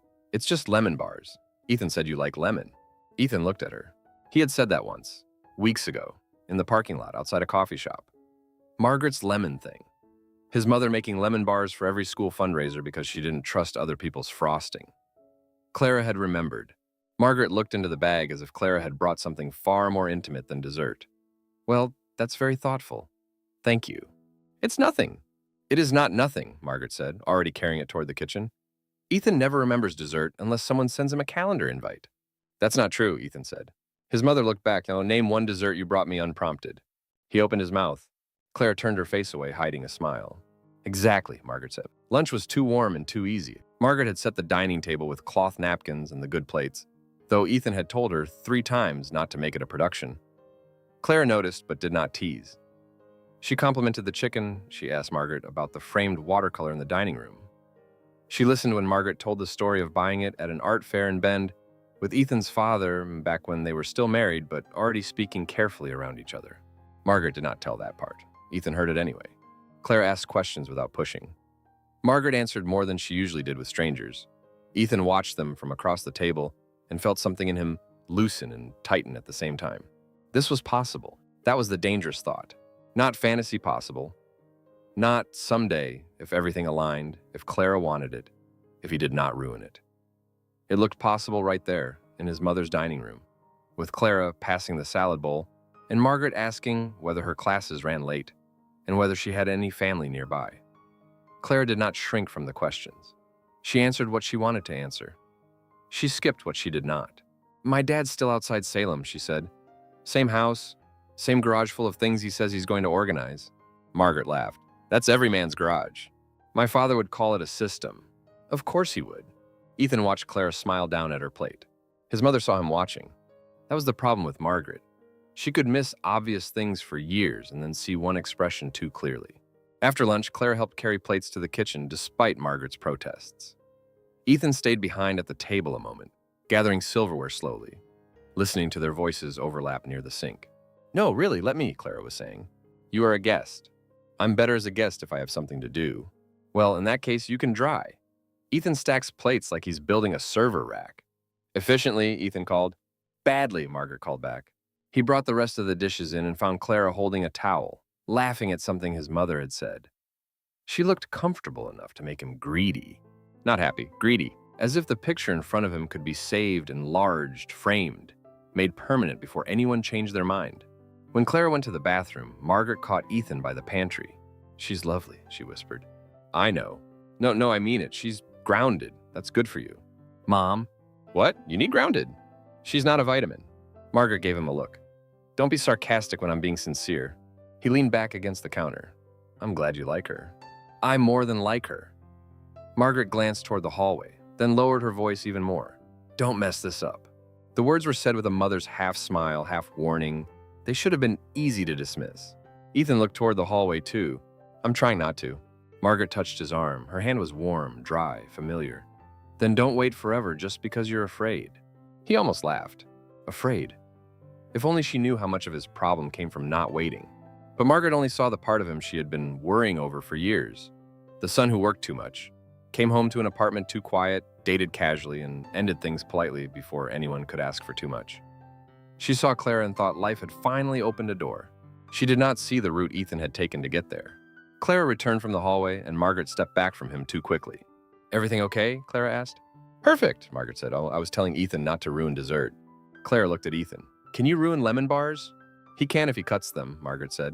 Ethan held up both hands. "I'll stay away from the knife." The day ended with Margaret hugging Clara again on the porch, this time more naturally, and telling her to come back soon. Clara said she would like that. Ethan believed her, which made the drive back to her apartment feel lighter than usual. "She loved you," he said when they were halfway across the river. Clara looked out the passenger window at the wet blur of bridges and traffic lights. "She's sweet. She can be a lot. She's your mom. That doesn't disprove it." Clara smiled. "No, but she seems lonely in a way she hides badly." Ethan glanced at her. The comment was so accurate that it irritated him for 1 second before it moved him. "She's been alone a long time," he said. "So have you." He kept his eyes on the road. That sounded like an instructor observation. "No," Claire's voice was gentle. "That one was just me." He did not answer. She did not make him. That night, after dropping her off with a kiss that lasted longer than either of them first intended, Ethan went home and opened a real estate website. He did not pretend this time that it was unrelated. 3 bedrooms, parking. Not too far from Bridgeway. Not too far from his mother. A kitchen with enough room for someone else to stand beside him. He told himself looking was harmless. People looked, people imagined, people prepared. By midnight, he had saved 5 listings. By morning, he had deleted 3 and kept 2. The next weekend, Ethan drove to Salem to meet Robert Bennett. Clara warned him on the way that her father was quiet but not scary, which Ethan understood to mean scary in a quiet way. She sat beside him in the car with a paper bag of bagels for Robert, tapping her thumb once against her knee whenever traffic slowed. "Nervous?" Ethan asked. "No." He looked over. "A little," she admitted. "Because of me? Because of him with you. That's different?" "Very." The Bennett house sat on a narrow street lined with older maples and cars parked close to the curb. It was a modest single story with pale siding, a small front porch, and a garage door that had been repainted in a slightly different shade of white than the rest of the trim. A wind chime hung near the door, though there was no wind. Robert Bennett opened before Clara reached for her keys. He was 61.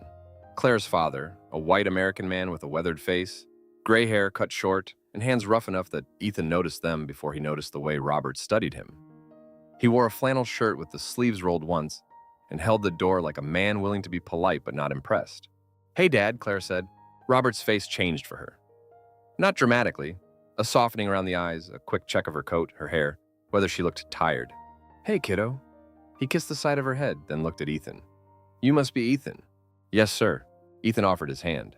Robert shook it with a firm, dry grip. "Robert, nice to meet you." "You too."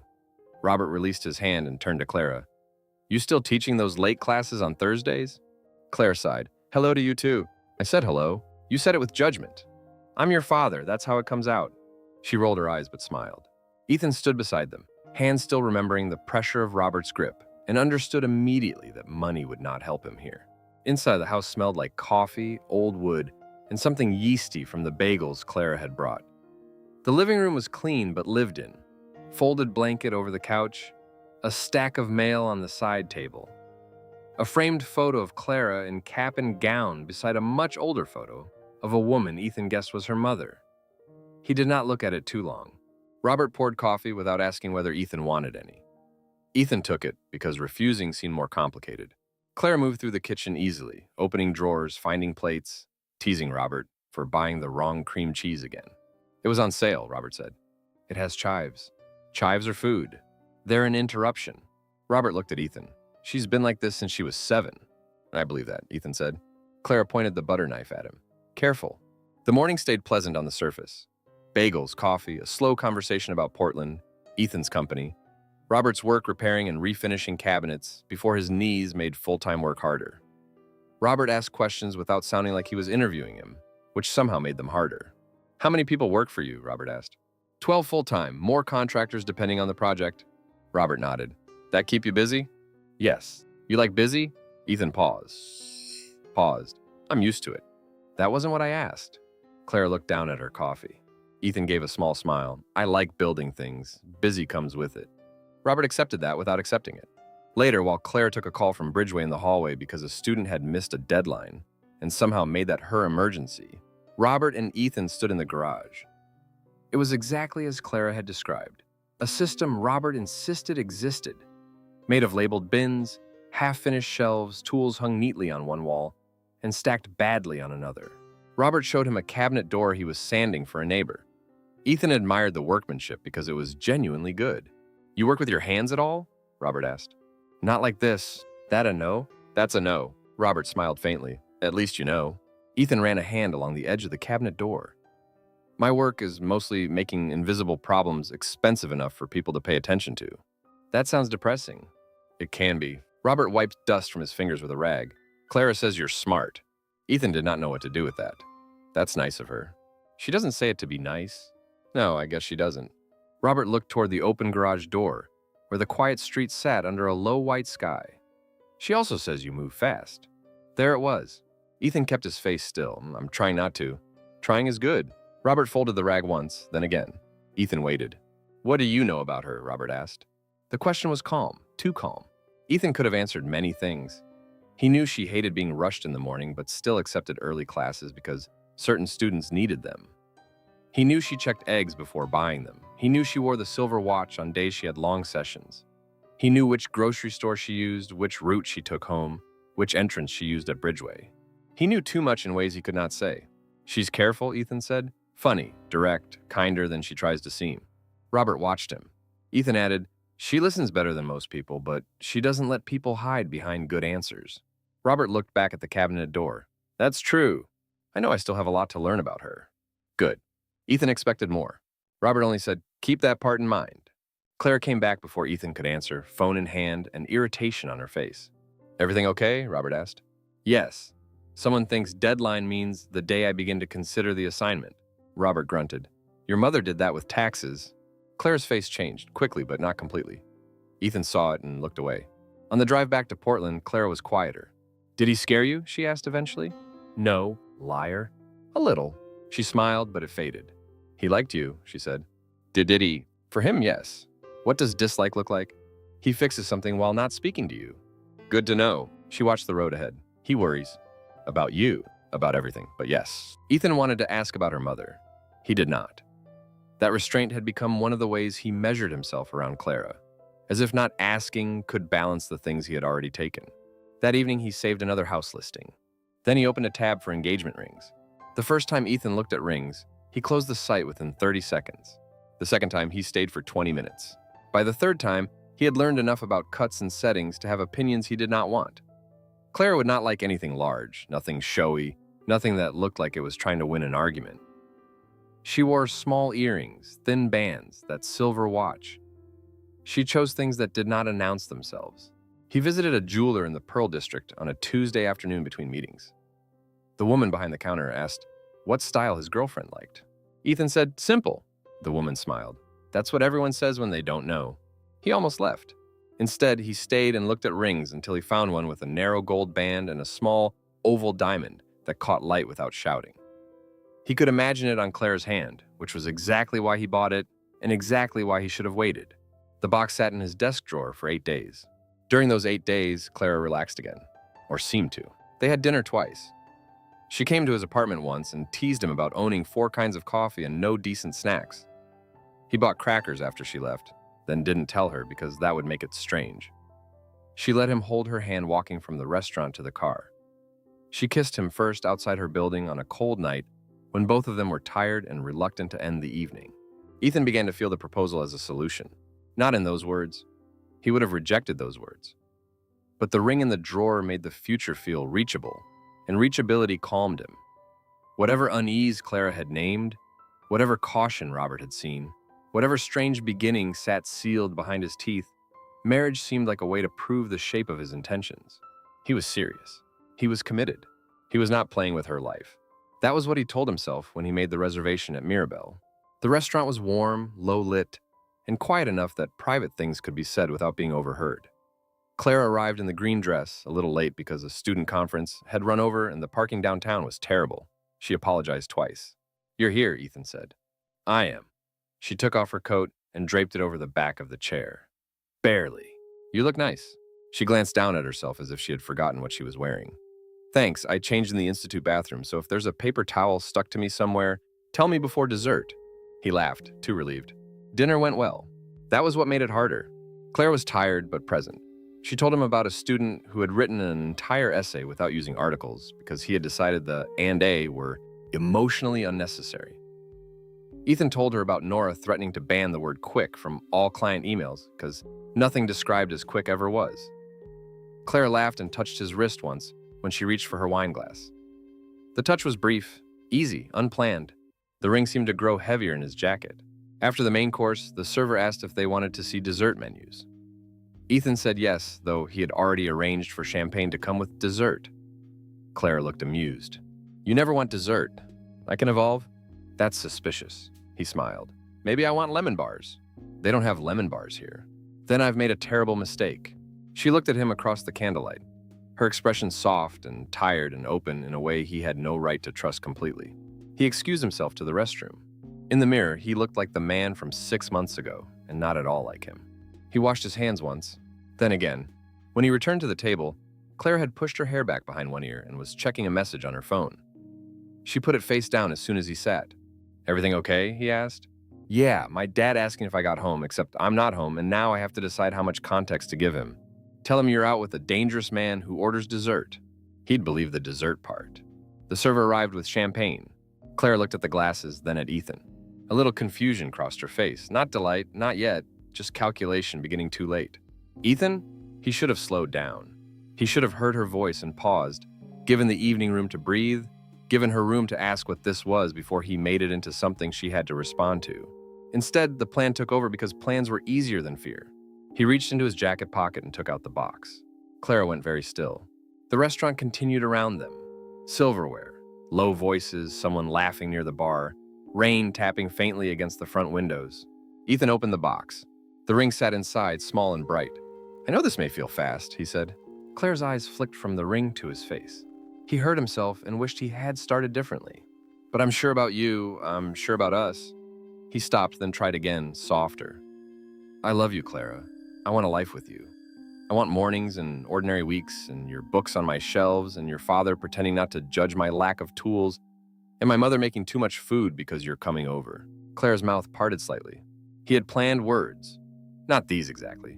He had planned something cleaner, shorter. But once he began, the future came out of him, in pieces he had already been carrying. "I don't want to rush you," he said, though he knew, even as he said it, that the ring made the sentence nearly useless. I know what I want." He turned the box toward her. "Will you marry me?" For a moment, Clara did not move. Her hands were in her lap, out of sight under the table. Her face had lost color, but not in a dramatic way. More like the room had asked something of her body before her mind could answer. "Ethan," she said. Only his name. The first time she had said it like that, outside the coffee shop, he had known he had pushed too far. He heard the same note now and felt his carefully built evening begin to tilt. "You don't have to answer right away," he said, which was absurd because he had put a ring between them in a restaurant after champagne arrived. Everything about the moment asked for an answer. Claire looked down at the ring. "It's beautiful." "Thank you." That was not the right response. He knew that immediately, but the words had already left him. She gave a small, pained smile. "I mean it. It's beautiful." "Okay." Her eyes lifted to his. There was no anger in them. He almost wished there were. Anger would have given him something to meet, something to defend against, something clear. Instead, she looked sad. I can't say yes tonight. The words moved through him slowly, as if the restaurant had gone quiet only after she said them. He nodded once, too quickly. Okay, I'm not saying no. I know. You don't, though. Her voice stayed low. She glanced once toward the tables around them, then back. You're already trying to make this easier for me. He closed the box because leaving it open felt cruel now. Clara watched his hand move. I love you, she said. The sentence should have saved something. It did not. I love you too, he said. I know, she swallowed. That's part of what scares me. He looked at her. She pressed her fingers lightly against the edge of the table, not reaching for him, not pulling away either. You move like if you can make the next thing clear enough, the fear will go away, she said. It was too clean a sentence for Clara, and she seemed to know it because she shook her head slightly, frustrated with herself. I don't know. That came out like work. It's okay. No, I'm trying to say... She stopped and looked down. When she spoke again, the words were plainer. I feel behind you, Ethan. A lot. The box was still in his hand. Behind me? You've already imagined things I'm still trying to decide if I want. Your mom, houses, this. Her eyes moved to the box. And I'm not saying those things are bad. I just feel like I keep walking into rooms you've already furnished. He had no answer. Because he had furnished them. Online listings. Saved kitchens. A bedroom with morning light. Clara's books. A place for Margaret to come over for dinner. Robert visiting and pretending not to approve. He had built the rooms quietly, privately, and then called that hope. I thought meeting our families went well, he said. It did. And I thought we are. Clara cut in gently. We are something real. That's why I'm not saying no. The relief came too fast. She saw it, and the sadness in her face deepened. But not yet, she said. Not yet. The words did not break the way no would have. They did something worse. They left him standing in a doorway with no permission to enter and no clean reason to leave. I need more time, Clara said. I need to know you know me, not just the parts that made you feel certain. The ring box pressed into his palm. He thought of Robert in the garage, asking what he knew about her. He thought of Clara at the cafe, saying she felt like he had decided who she was before she got to be herself. He thought of the grocery store, the eggs, the week, the silver hatchback, the apartment lobby, the Bridgeway sign, the parts that made you feel certain. He had known so many parts he had no right to know. Clara reached across the table.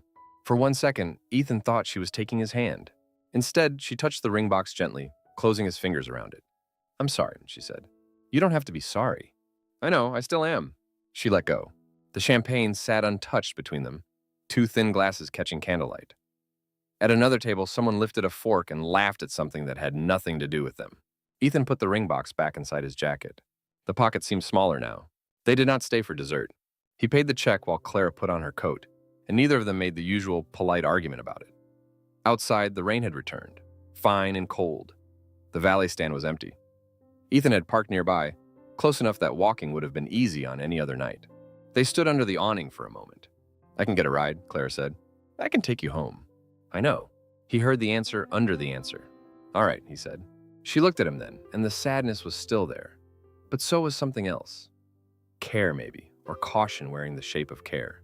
Please don't make this mean I don't love you. He nodded. He did not trust himself to say anything that would not try to fix the sentence into something safer.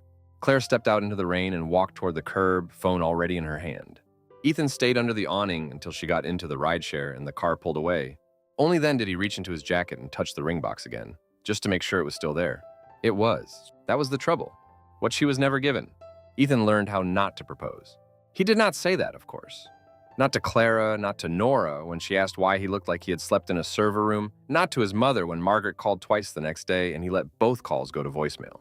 He only put the ring box in the back of his desk drawer, behind a stack of old business cards and a spare laptop charger, as if distance inside a drawer could turn a failed proposal into something less present. Then he tried to do what Clara had asked without making it look like an assignment. He slowed down. At least he performed slowing down. He did not mention the ring. He did not send house listings. He did not ask when she wanted to see his mother again. He did not ask what her father thought of him after the Salem visit. When Clara texted, he answered warmly, but not instantly. When she needed to reschedule dinner because a student's visa paperwork had turned into a 5-alarm crisis at Bridgeway, he said it was fine and meant at least 60% of it. They saw each other the following Thursday, not for dinner, not for anything shaped like romance, but because Clara had asked if he could come by after work to help move a bookcase. "It's not heavy," she had said on the phone. "Then why do you need help?" "Because it's tall and because I have a history of believing furniture is more cooperative than it is." That sounded like her. Dry, practical, a little embarrassed to ask. So Ethan drove to her apartment with a screwdriver set in the trunk and no flowers, though he had stopped at a light beside a flower shop and looked too long at the buckets outside. Clara lived on the 4th floor. He had been in her apartment before, but never without the old wrongness stirring under everything. The first time she had invited him up, after they were already dating, he had stood in the small entryway and pretended not to recognize the lobby, the elevator, the hallway turn near the mailroom. He had pretended the building was new to him. Now he carried a toolbox down that same hallway, while Clara walked ahead with her keys in one hand, and the lie followed them like a third person who knew where everything was. Her apartment was warm and slightly cluttered in a way his never was. Books in uneven stacks, a blue sweater thrown over the back of a chair, 2 mugs in the sink, a small fern on the windowsill trying its best despite the weak Portland light. The bookcase leaned against one wall, half empty, with a pile of paperbacks on the floor. "I may have misjudged the angle," Clara said. "You, don't start." He smiled and set the toolbox down.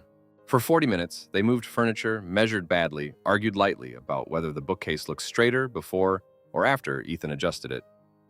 Clara held one end while Ethan tightened a bracket. She had changed out of work clothes into jeans and an old gray sweatshirt, her hair clipped up messily. No instructor voice, no careful restaurant posture. She looked tired, comfortable, and more real than the version of her he kept catching himself trying to preserve. At one point, she stepped back and narrowed her eyes at the shelf. "It still tilts." "It does not." "It does, toward judgment. That's just because it's full of literary fiction." She looked at him. "You're very pleased with that." "A little." "It's not your best." "I'll recover." She laughed, and the sound loosened the room. For a while, it almost worked. The failed proposal became a thing on the far side of the week. Not gone, but not pressing at every surface. They ordered Thai food and ate it from takeout containers at her small kitchen table because Clara said plates would imply an energy level she did not have. Ethan told her about a client who used the phrase cyber hygiene journey in a meeting. Clara nearly choked on a noodle. "That's illegal," she said. "It should be." "No, really, jail." He laughed, and she smiled into her food, and the evening settled into something ordinary enough to hurt. After dinner, Claire took the empty containers to the trash, and Ethan stood by the window, looking down at the street. It was dark already. Portland in winter seemed to spend half the day getting ready for night. Across the block, the coffee shop on the corner was still open, its windows fogged from inside, the sign glowing warm against the wet sidewalk. "You ever go to that place?" Ethan asked. Clara came up beside him, wiping her hands on a dish towel. "Which place?" "The coffee shop on the corner with the green sign." She leaned slightly to see past him. "Rain and Thistle?" "Yeah, sometimes. Why?" "I grabbed coffee there once." The sentence came out before he had measured it. Clara turned her head toward him. "When?" He kept looking out the window. "I don't know, a while back." "Before I took you there?" She had not taken him there. They had talked about going once, but ended up somewhere else because Rain and Thistle closed early on Sundays. The room shifted almost imperceptibly. Ethan felt it first in the way Clara stopped drying her hands. "I must be thinking of another place," he said. Clara did not answer. He looked at her then. She was still holding the towel, one hand inside it, twisting the fabric around her fingers. Her face had not gone cold. That would have been easier. It had gone attentive, the way it did in sessions when someone gave an answer that sounded practiced but did not quite fit the question. "You've been around here before?" she asked. "I mean, Portland isn't that big." Ethan, just his name. He had come to dread the way she could put a whole room into it. He gave a small shrug. "Maybe after a meeting nearby, I don't remember." "That coffee shop isn't near much." "There are offices around." "Not yours?" "No." Claire set the towel on the counter. Not folded, not thrown. Just placed down carefully, which was worse. "When did you know where I lived?" The question was too direct to dodge cleanly. Ethan's first instinct was to look offended. Not because he was offended, but because offense would buy time. The thought disgusted him almost as soon as it arrived. "What do you mean?" She looked at him. He had chosen the wrong sentence. "I mean," she said slowly, "did you know where I lived before I told you?" The apartment seemed to grow quieter around the question. The heater clicked on near the floor. A car passed below, tires hissing on wet pavement. Ethan could hear his own answer forming, the version that would give her enough to calm the moment, but not enough to break it. He had been in the neighborhood. He had seen the building once. He had not meant anything by it. It was complicated. It sounded worse than it was. Every version tried to survive. Clara watched him trying. Her face changed then. Not with certainty, with the beginning of it. "Oh," she said. It was barely a word. "Clara, how?" He did not answer. She stepped back from the window. "How did you know where I lived?" "I think we should talk about this somewhere else." The sentence came from nowhere. A terrible sentence. A managerial sentence. A sentence a man used when he wanted to control the setting before the truth entered it. Clara laughed once, without humor. "Somewhere else? I just mean, no, you don't get to pick the room for every conversation." He went still. She looked toward the bookcase, the takeout containers, the couch where his jacket lay folded over the arm. All the ordinary evidence of trust. Then she looked back at him. "Tell me." He could have. He almost did. But the truth in her apartment felt like staining the walls. It felt like making the place unsafe while he stood inside it. Another rationalization, maybe. Or the last piece of decency he could reach. "Not here," he said quietly. "Please." Clara stared at him for a long moment. Then she folded her arms, not to shut him out exactly, but to hold herself in place. Then where? He thought of the grocery store immediately. The beginning, the place where the first missed chance had become the first wrong turn. The place where he could not pretend the story had started later, cleaner, under bridgeway lights or in a coffee shop with professional boundaries. "The store," he said. "What store?" He swallowed. "The one where we met." Her face gave nothing away. "When?" "Now, if you'll come." She looked at him as if deciding whether the request itself was another kind of manipulation. Maybe it was. "No," she said. His stomach dropped. Then she picked up her keys from the table. "I'll drive myself." The grocery store looked exactly the same and not the same at all. Same bright windows, same automatic doors, same wet carts nested under the awning, same produce lights washing the fruit into colors too clean for the night. But Ethan stood in the parking lot beside his car, watching Clara pull into a space 3 rows away, and felt as if the building had been waiting for him to bring the truth back to the right address. He had arrived first. He hated that too. Clara got out of her car without hurry. She wore her gray sweatshirt under a coat now, hair still clipped up, no makeup, no attempt to make herself ready for whatever this was. She locked her car and walked toward him with her keys in her hand, pointed between her fingers the way women did when walking alone at night. Ethan saw it and wished he had not. "Inside?" she asked. Her voice was flat.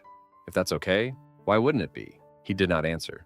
They walked in together, though not close enough for anyone to mistake them for a couple. A teenager at the entrance offered them a cart. Claire shook her head. Ethan did too. The doors opened. Warm air, citrus, coffee, wet coats. A store doing what stores did, indifferent to the private wreckage people brought under its lights. Clara stopped just inside. "Where?" "Aisle 6. Something moved across her face then. Recognition, wariness, a little disbelief. She walked ahead of him. He followed. Not too close. Aisle 6 was quieter than the rest of the store. Tea on one side, coffee filters, and honey on the other. A woman near the far end compared 2 boxes of green tea, then took one and left. The aisle emptied. Clara stood near the place where the eggs had almost fallen months ago, though eggs were not in this aisle. Memory had rearranged the geography. Ethan did not correct it. She turned to him. "Talk." He looked at the shelves first because her face was too much. Then he made himself look back. "I came back here after that night," he said. Clara waited. The next night and the night after, most of that week. Her expression did not change much. Only her eyes did, focusing more sharply. "I told myself I was just trying to get another chance to ask your name," he said. "I bought things I didn't need. Olive oil, coffee, cilantro. Once, I don't even know why." Claire's mouth tightened at that, not because of the cilantro, because of the detail, because details made it less abstract. "On Saturday," he continued, "you came in." She looked away briefly down the aisle toward the registers. "I saw you. I wanted to talk to you. I didn't." "Why not?" The question was simple. He deserved it. "I got scared," he said. She looked back. Of me? No, of making it weird, of being turned down, of, I don't know, of having to let me answer. He had no defense against that. A man turned into the aisle, saw them standing too still, and seemed to decide he did not need tea after all. He backed out with his basket. Ethan kept going. "When you left, I went to my car. I saw you leave." Claire's face changed then, not fully enough. "Ethan, I followed you." The words sat between them like something dropped and broken. Claire did not speak. "I followed your car," he said. "I stayed back. I didn't get out. I didn't come to your door. I just, Don't." He stopped. She looked at him now with a kind of stillness he had never seen in her. Not professional, not cautious, not shy. Something colder, because it had to be. "Don't make it smaller while you're saying it." He nodded once. The fluorescent lights hummed faintly overhead. "I followed you to your building," he said. "I saw where you lived." Claire's hand closed tighter around her keys. The sight of it made him feel briefly sick. "And the next morning?" she asked. He looked at her. She had already begun to build the rest. "Yes," he said. She took one small step back, not far, but enough that he felt the distance as if she had left the aisle entirely. "I waited near your building," he said. "At the coffee shop. I saw you leave. I followed you to Bridgeway." Claire looked down. For a second, he thought she might cry. She did not. She breathed in once through her nose, slow and controlled, then looked up again. "You knew I worked there before I told you." "Yes." "You knew where I lived before I invited you there." "Yes." "You signed up for coaching because of me." "Yes." "You needed the class?" "No." The answer came out almost too softly. Claire's face did something small and painful, a flinch without movement. Ethan forced himself not to step toward her. "I didn't need English lessons," he said. "Not the way I said. I told myself professional communication was close enough to true. I told myself a lot of things were close enough." Claire looked toward the shelves at boxes of tea stacked in neat rows. Her voice, when it came, was quiet. "So the placement interview. I requested coaching after I saw your profile. The coffee. I wanted time with you. The first session. Yes. The learning plan." He looked down. "Yes." She gave a small nod as if checking items off a list no one had wanted her to make. A store announcement crackled overhead, something about a sale on sparkling water. The normality of it was almost obscene. Claire shifted her keys from one hand to the other. "Was any of it real?" she asked. "Yes." He answered too fast. She closed her eyes briefly. Ethan hurt himself and hated it. "I mean, yes, but I know that's not enough. You keep doing that." "What?" "Answering the question you wish I was asking." He went quiet. She opened her eyes. "I'm not asking if your feelings are real. I'm asking what was real for me." He had no immediate answer. Claire gave a short, breathless laugh that had no humor in it. "I thought I was being careful." "You were." No, I wasn't." Her voice remained low, but something rough entered it. "I was walking into rooms you had already been in." The words struck because they were close to what she had once said about furnished rooms, and now the metaphor had a floor plan. "Clara, I'm sorry. I know you are. I should have told you earlier." She looked at him then, and he understood that earlier was not a place he could reach. "You should not have followed me." There was no anger in the sentence. That made it worse. "I know." "Do you?" "Yes. Because you keep talking like the main problem is that you didn't confess cleanly enough." He looked down at the receipt rack near the register at the end of the aisle. People were buying milk, bananas, paper towels. The world kept offering props from a life he had almost managed to make ordinary. Claire said, "You took information from me before I knew you. My home, my work, my routine. Then you let me think I was choosing what to share." Ethan did not speak. "You let me feel safe because I thought I was moving slowly." Her voice finally shook a little unslowly. He wanted to reach for her. He did not. "I told myself I was creating a chance," he said. Claire's eyes sharpened. "I know that doesn't make it right." "No," she said, "it doesn't. I didn't want to scare you. You did scare me." She said it plainly. Then after a second, "Just later." The aisle blurred slightly at the edges of his vision, not from tears exactly, from the effort of standing still while every instinct wanted to fix, explain, reduce damage. "I love you," he said, and knew immediately it was the wrong thing to put there. Claire looked at him as if the words had tired her. "I know. I'm not saying that as an excuse." "Then don't say it right now." He closed his mouth. She looked toward the front of the store. The automatic doors opened and closed. A child whined near the checkout. Somewhere behind them, glass jars clinked as someone placed them in a cart. When Claire spoke again, her voice was very quiet. "I thought our beginning was awkward." Ethan swallowed. "I thought it was sweet," she said. "Embarrassing maybe, but sweet." He looked at her. Her eyes were bright now, but she still did not cry. "And all this time, you knew there was another version." "Yes. Every time I told someone we met because you knocked into me in a grocery store." His chest tightened. "My dad asked how we met," she said. "Do you remember that? In the garage?" "Yes. And you let me answer?" He remembered. Clara laughing, saying he almost destroyed her eggs. Robert giving Ethan that quiet look. Ethan smiling, like a man with nothing hidden.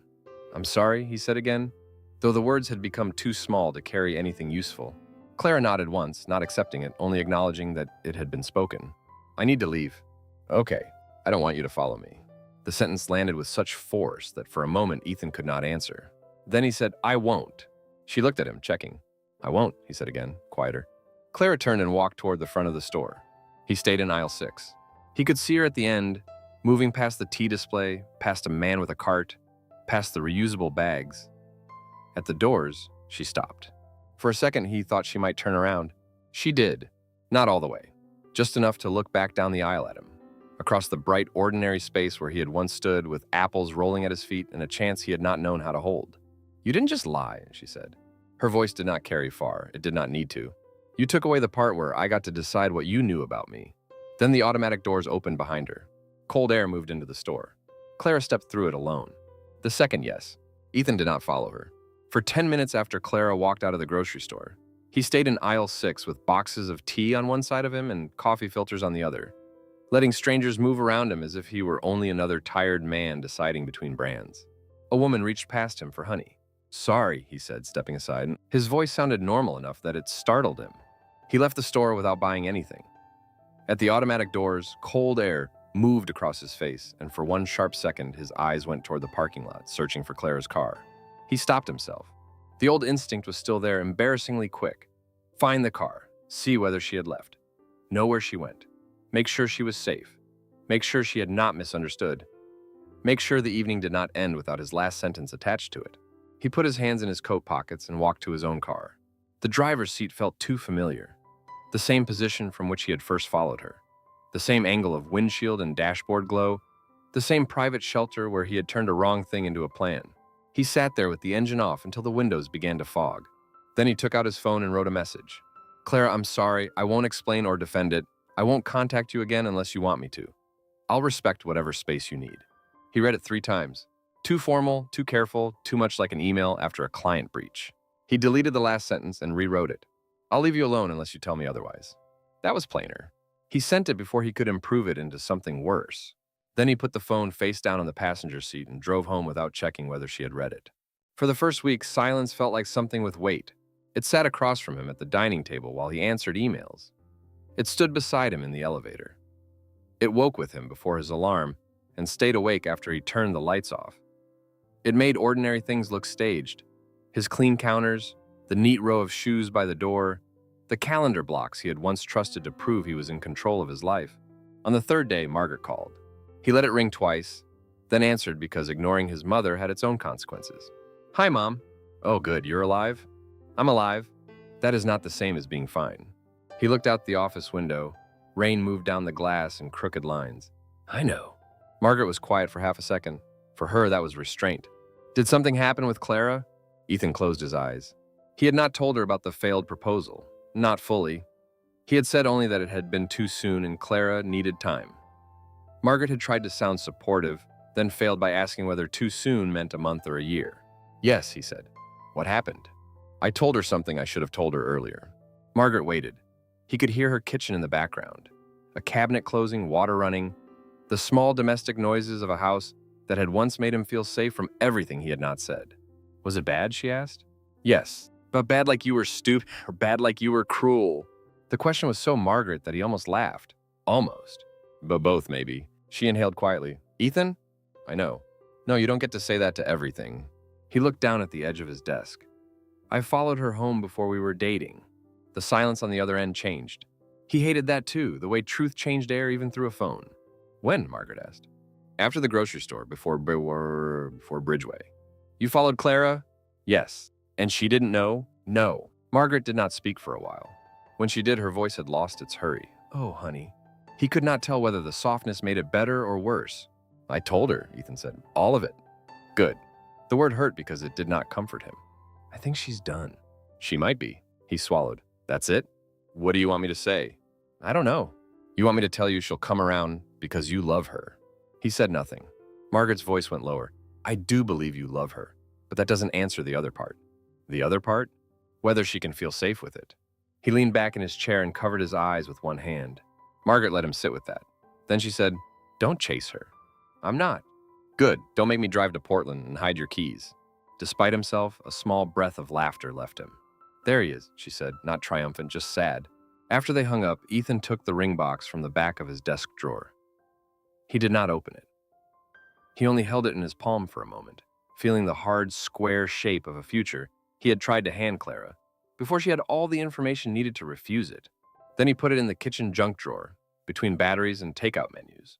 where it looked less like a plan and more like an object. 2 weeks passed before Clara texted, "Can we talk?" Ethan saw the message while sitting in his car outside his office, late enough that the parking lot had gone mostly empty. He read it once, then again, then placed the phone on the passenger seat and made himself breathe before answering. "Yes, wherever you're comfortable." The reply came after 6 minutes. "Rain and Thistle, tomorrow at 4, I only have an hour." He typed "okay," then deleted it. "That works." He almost added "thank you." He did not. The coffee shop near Claire's apartment looked different when he walked in the next afternoon. Before, it had been a place he had used, a window, a sightline, an excuse for being near her building. Now it was just a narrow cafe with green trim, uneven wooden tables, and a barista in a knit hat wiping down the espresso machine. Clara was already there. She had chosen a table near the front window, visible from the street. Ethan noticed. He did not take it personally, or he tried not to. She wore a navy coat, her hair loose, glasses on. There was a cup of tea in front of her, untouched. She looked tired in a way that made him want to apologize again before even sitting down. He did not. "Hi," he said. "Hi. Do you want me to order first, or, I'm fine." "Okay." He sat across from her. For a moment, neither of them spoke. Outside, a cyclist waited at the light with one foot on the curb. Inside, milk steamed behind the counter. A student at the next table highlighted something in a textbook with unnecessary violence. Claire looked at Ethan's hands first, then his face. "I have questions," she said. "Okay. I don't know if answering them fixes anything." "I understand." Her mouth tightened slightly. "Do you?" He stopped himself before saying yes too quickly. "I'm trying to," he said. Claire looked down at her tea. "Why did you follow me?" There was no soft way to answer. He had spent 2 weeks finding that out. "Because I wanted another chance and I didn't want to accept that I might not get one." She absorbed that without nodding. "I told myself it was harmless because I wasn't going to knock on your door," he added. "That was the line I used to make myself feel better." Did it?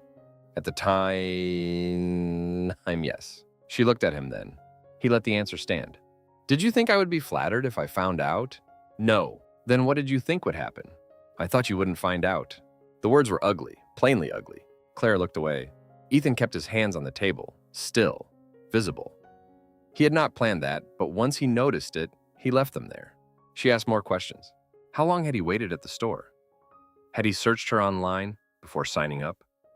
Had he asked Maya specifically for her? Had he known her schedule? Had he ever come near her building again after they started dating without telling her? Some answers were yes, some were no. All of them had to be said without decoration.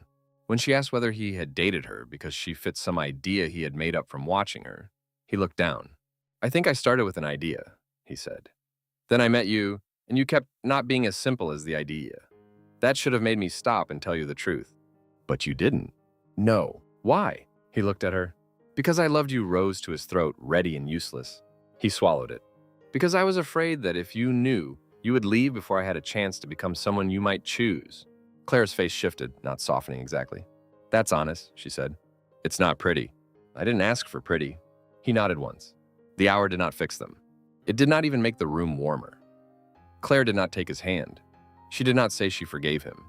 She did not smile at the old jokes he almost made and then did not. But when she stood to leave, she did not rush. At the door, she turned back. "I'm still angry," and she said. "I know." "And weirded out." He nodded. "Yeah. And I don't know what this becomes." "Okay." She studied him for a moment. "That's it? What do you want me to say?" "I don't know. Part of me expected you to have a 5-step plan." He almost smiled, then didn't. "I can make one if it helps." For the first time, something like a real smile touched her face. Small and unwilling. "It doesn't." "Then no plan." She looked down, then back up. "I'll text you if I want to talk again." "Okay." He held the door open for her. She stepped through, then paused on the sidewalk. "And Ethan?" "Yeah? If I say no to any of this, I need that to be the end of the conversation."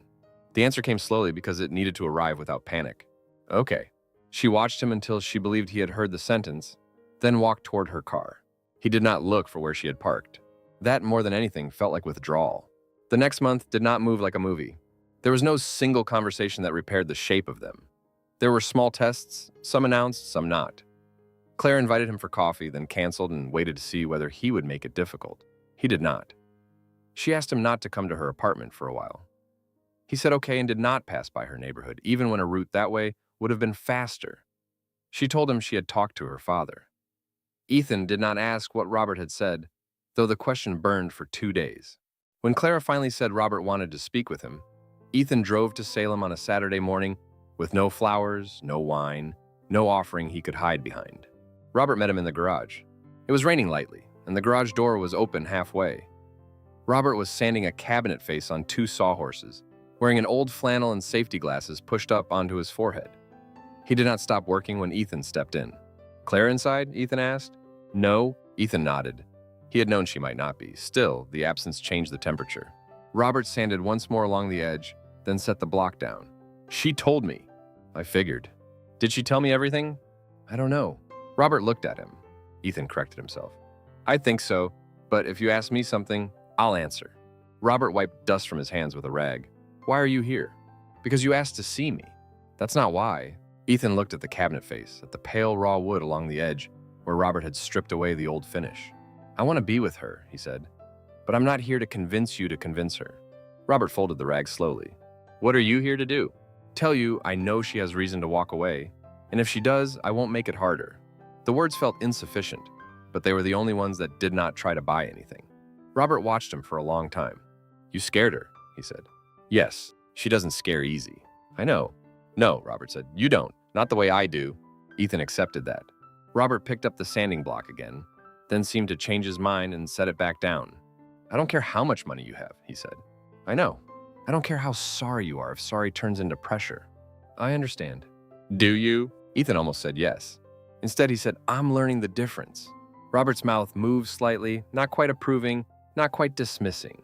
"That sounds like something Clara would say." "She's better with words." "She's better with a lot of things." "Yes." Robert looked toward the rain outside the garage. "I don't get to choose for her." "No, but if she chooses you, you'd better understand she's not a thing you finally earned." Ethan took that in. "Okay," he said.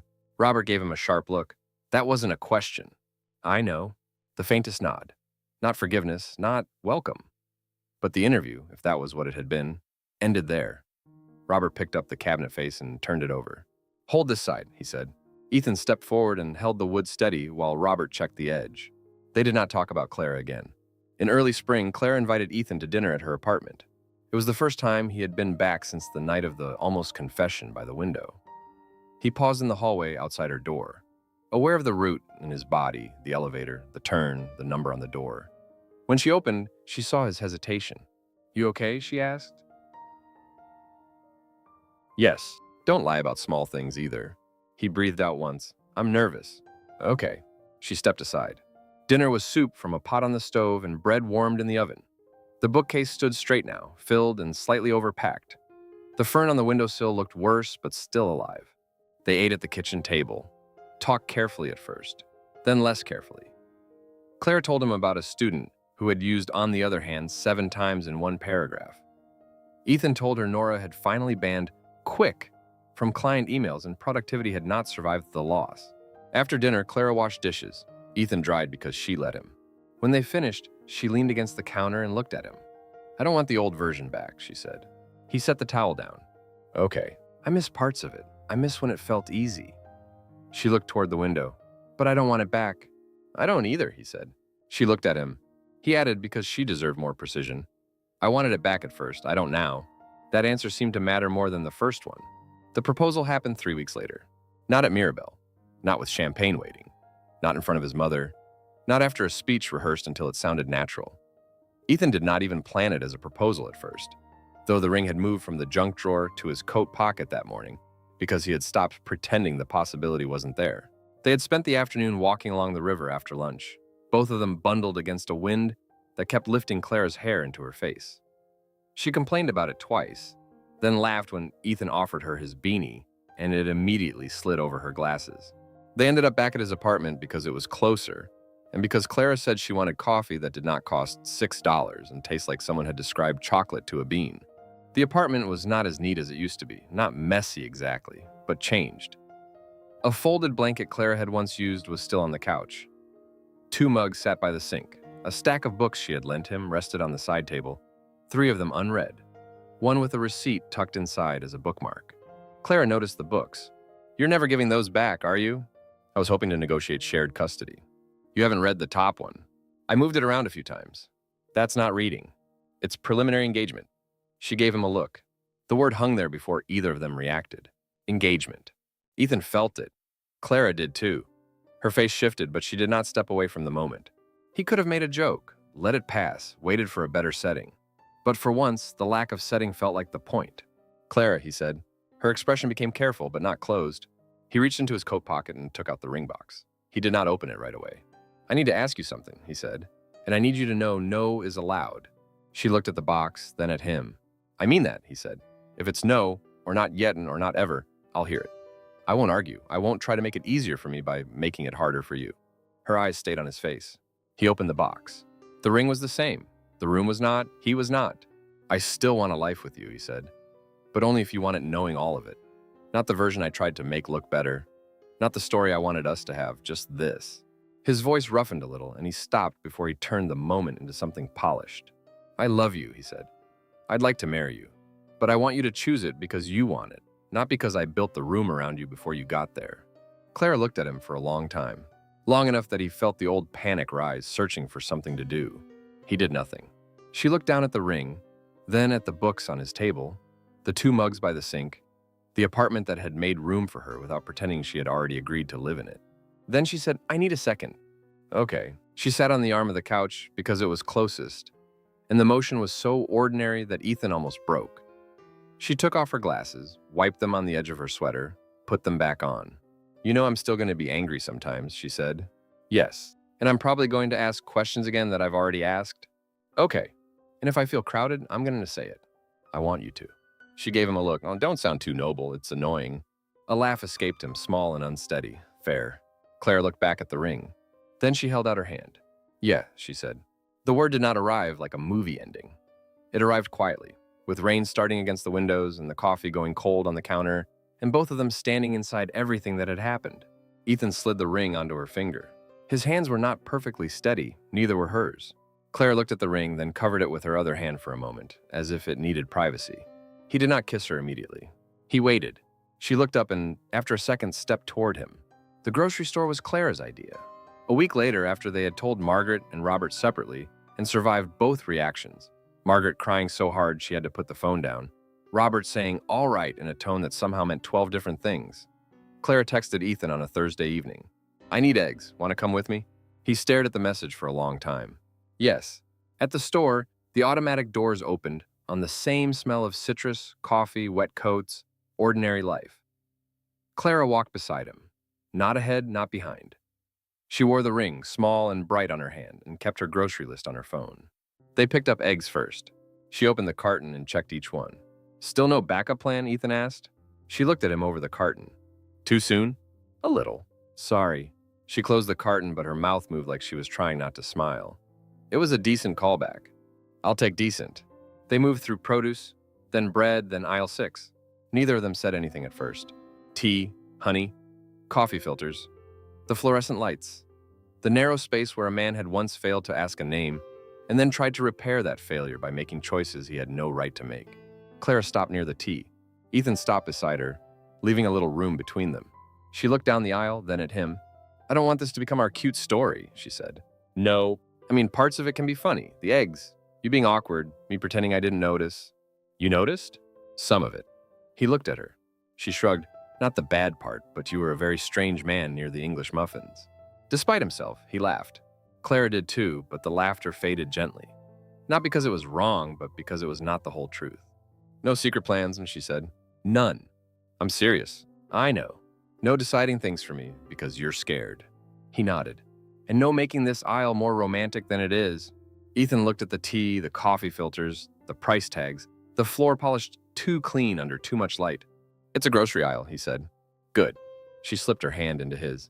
They stood there only a moment longer before Clara tugged him forward. Come on, she said. I actually do need coffee filters. Ethan walked with her toward the end of the aisle, past the place where his life had once turned for the wrong reasons and then, somehow, not only for the wrong ones. This time, when the automatic doors opened ahead of them, he did not try to guess where she would go. He went with her because she had asked.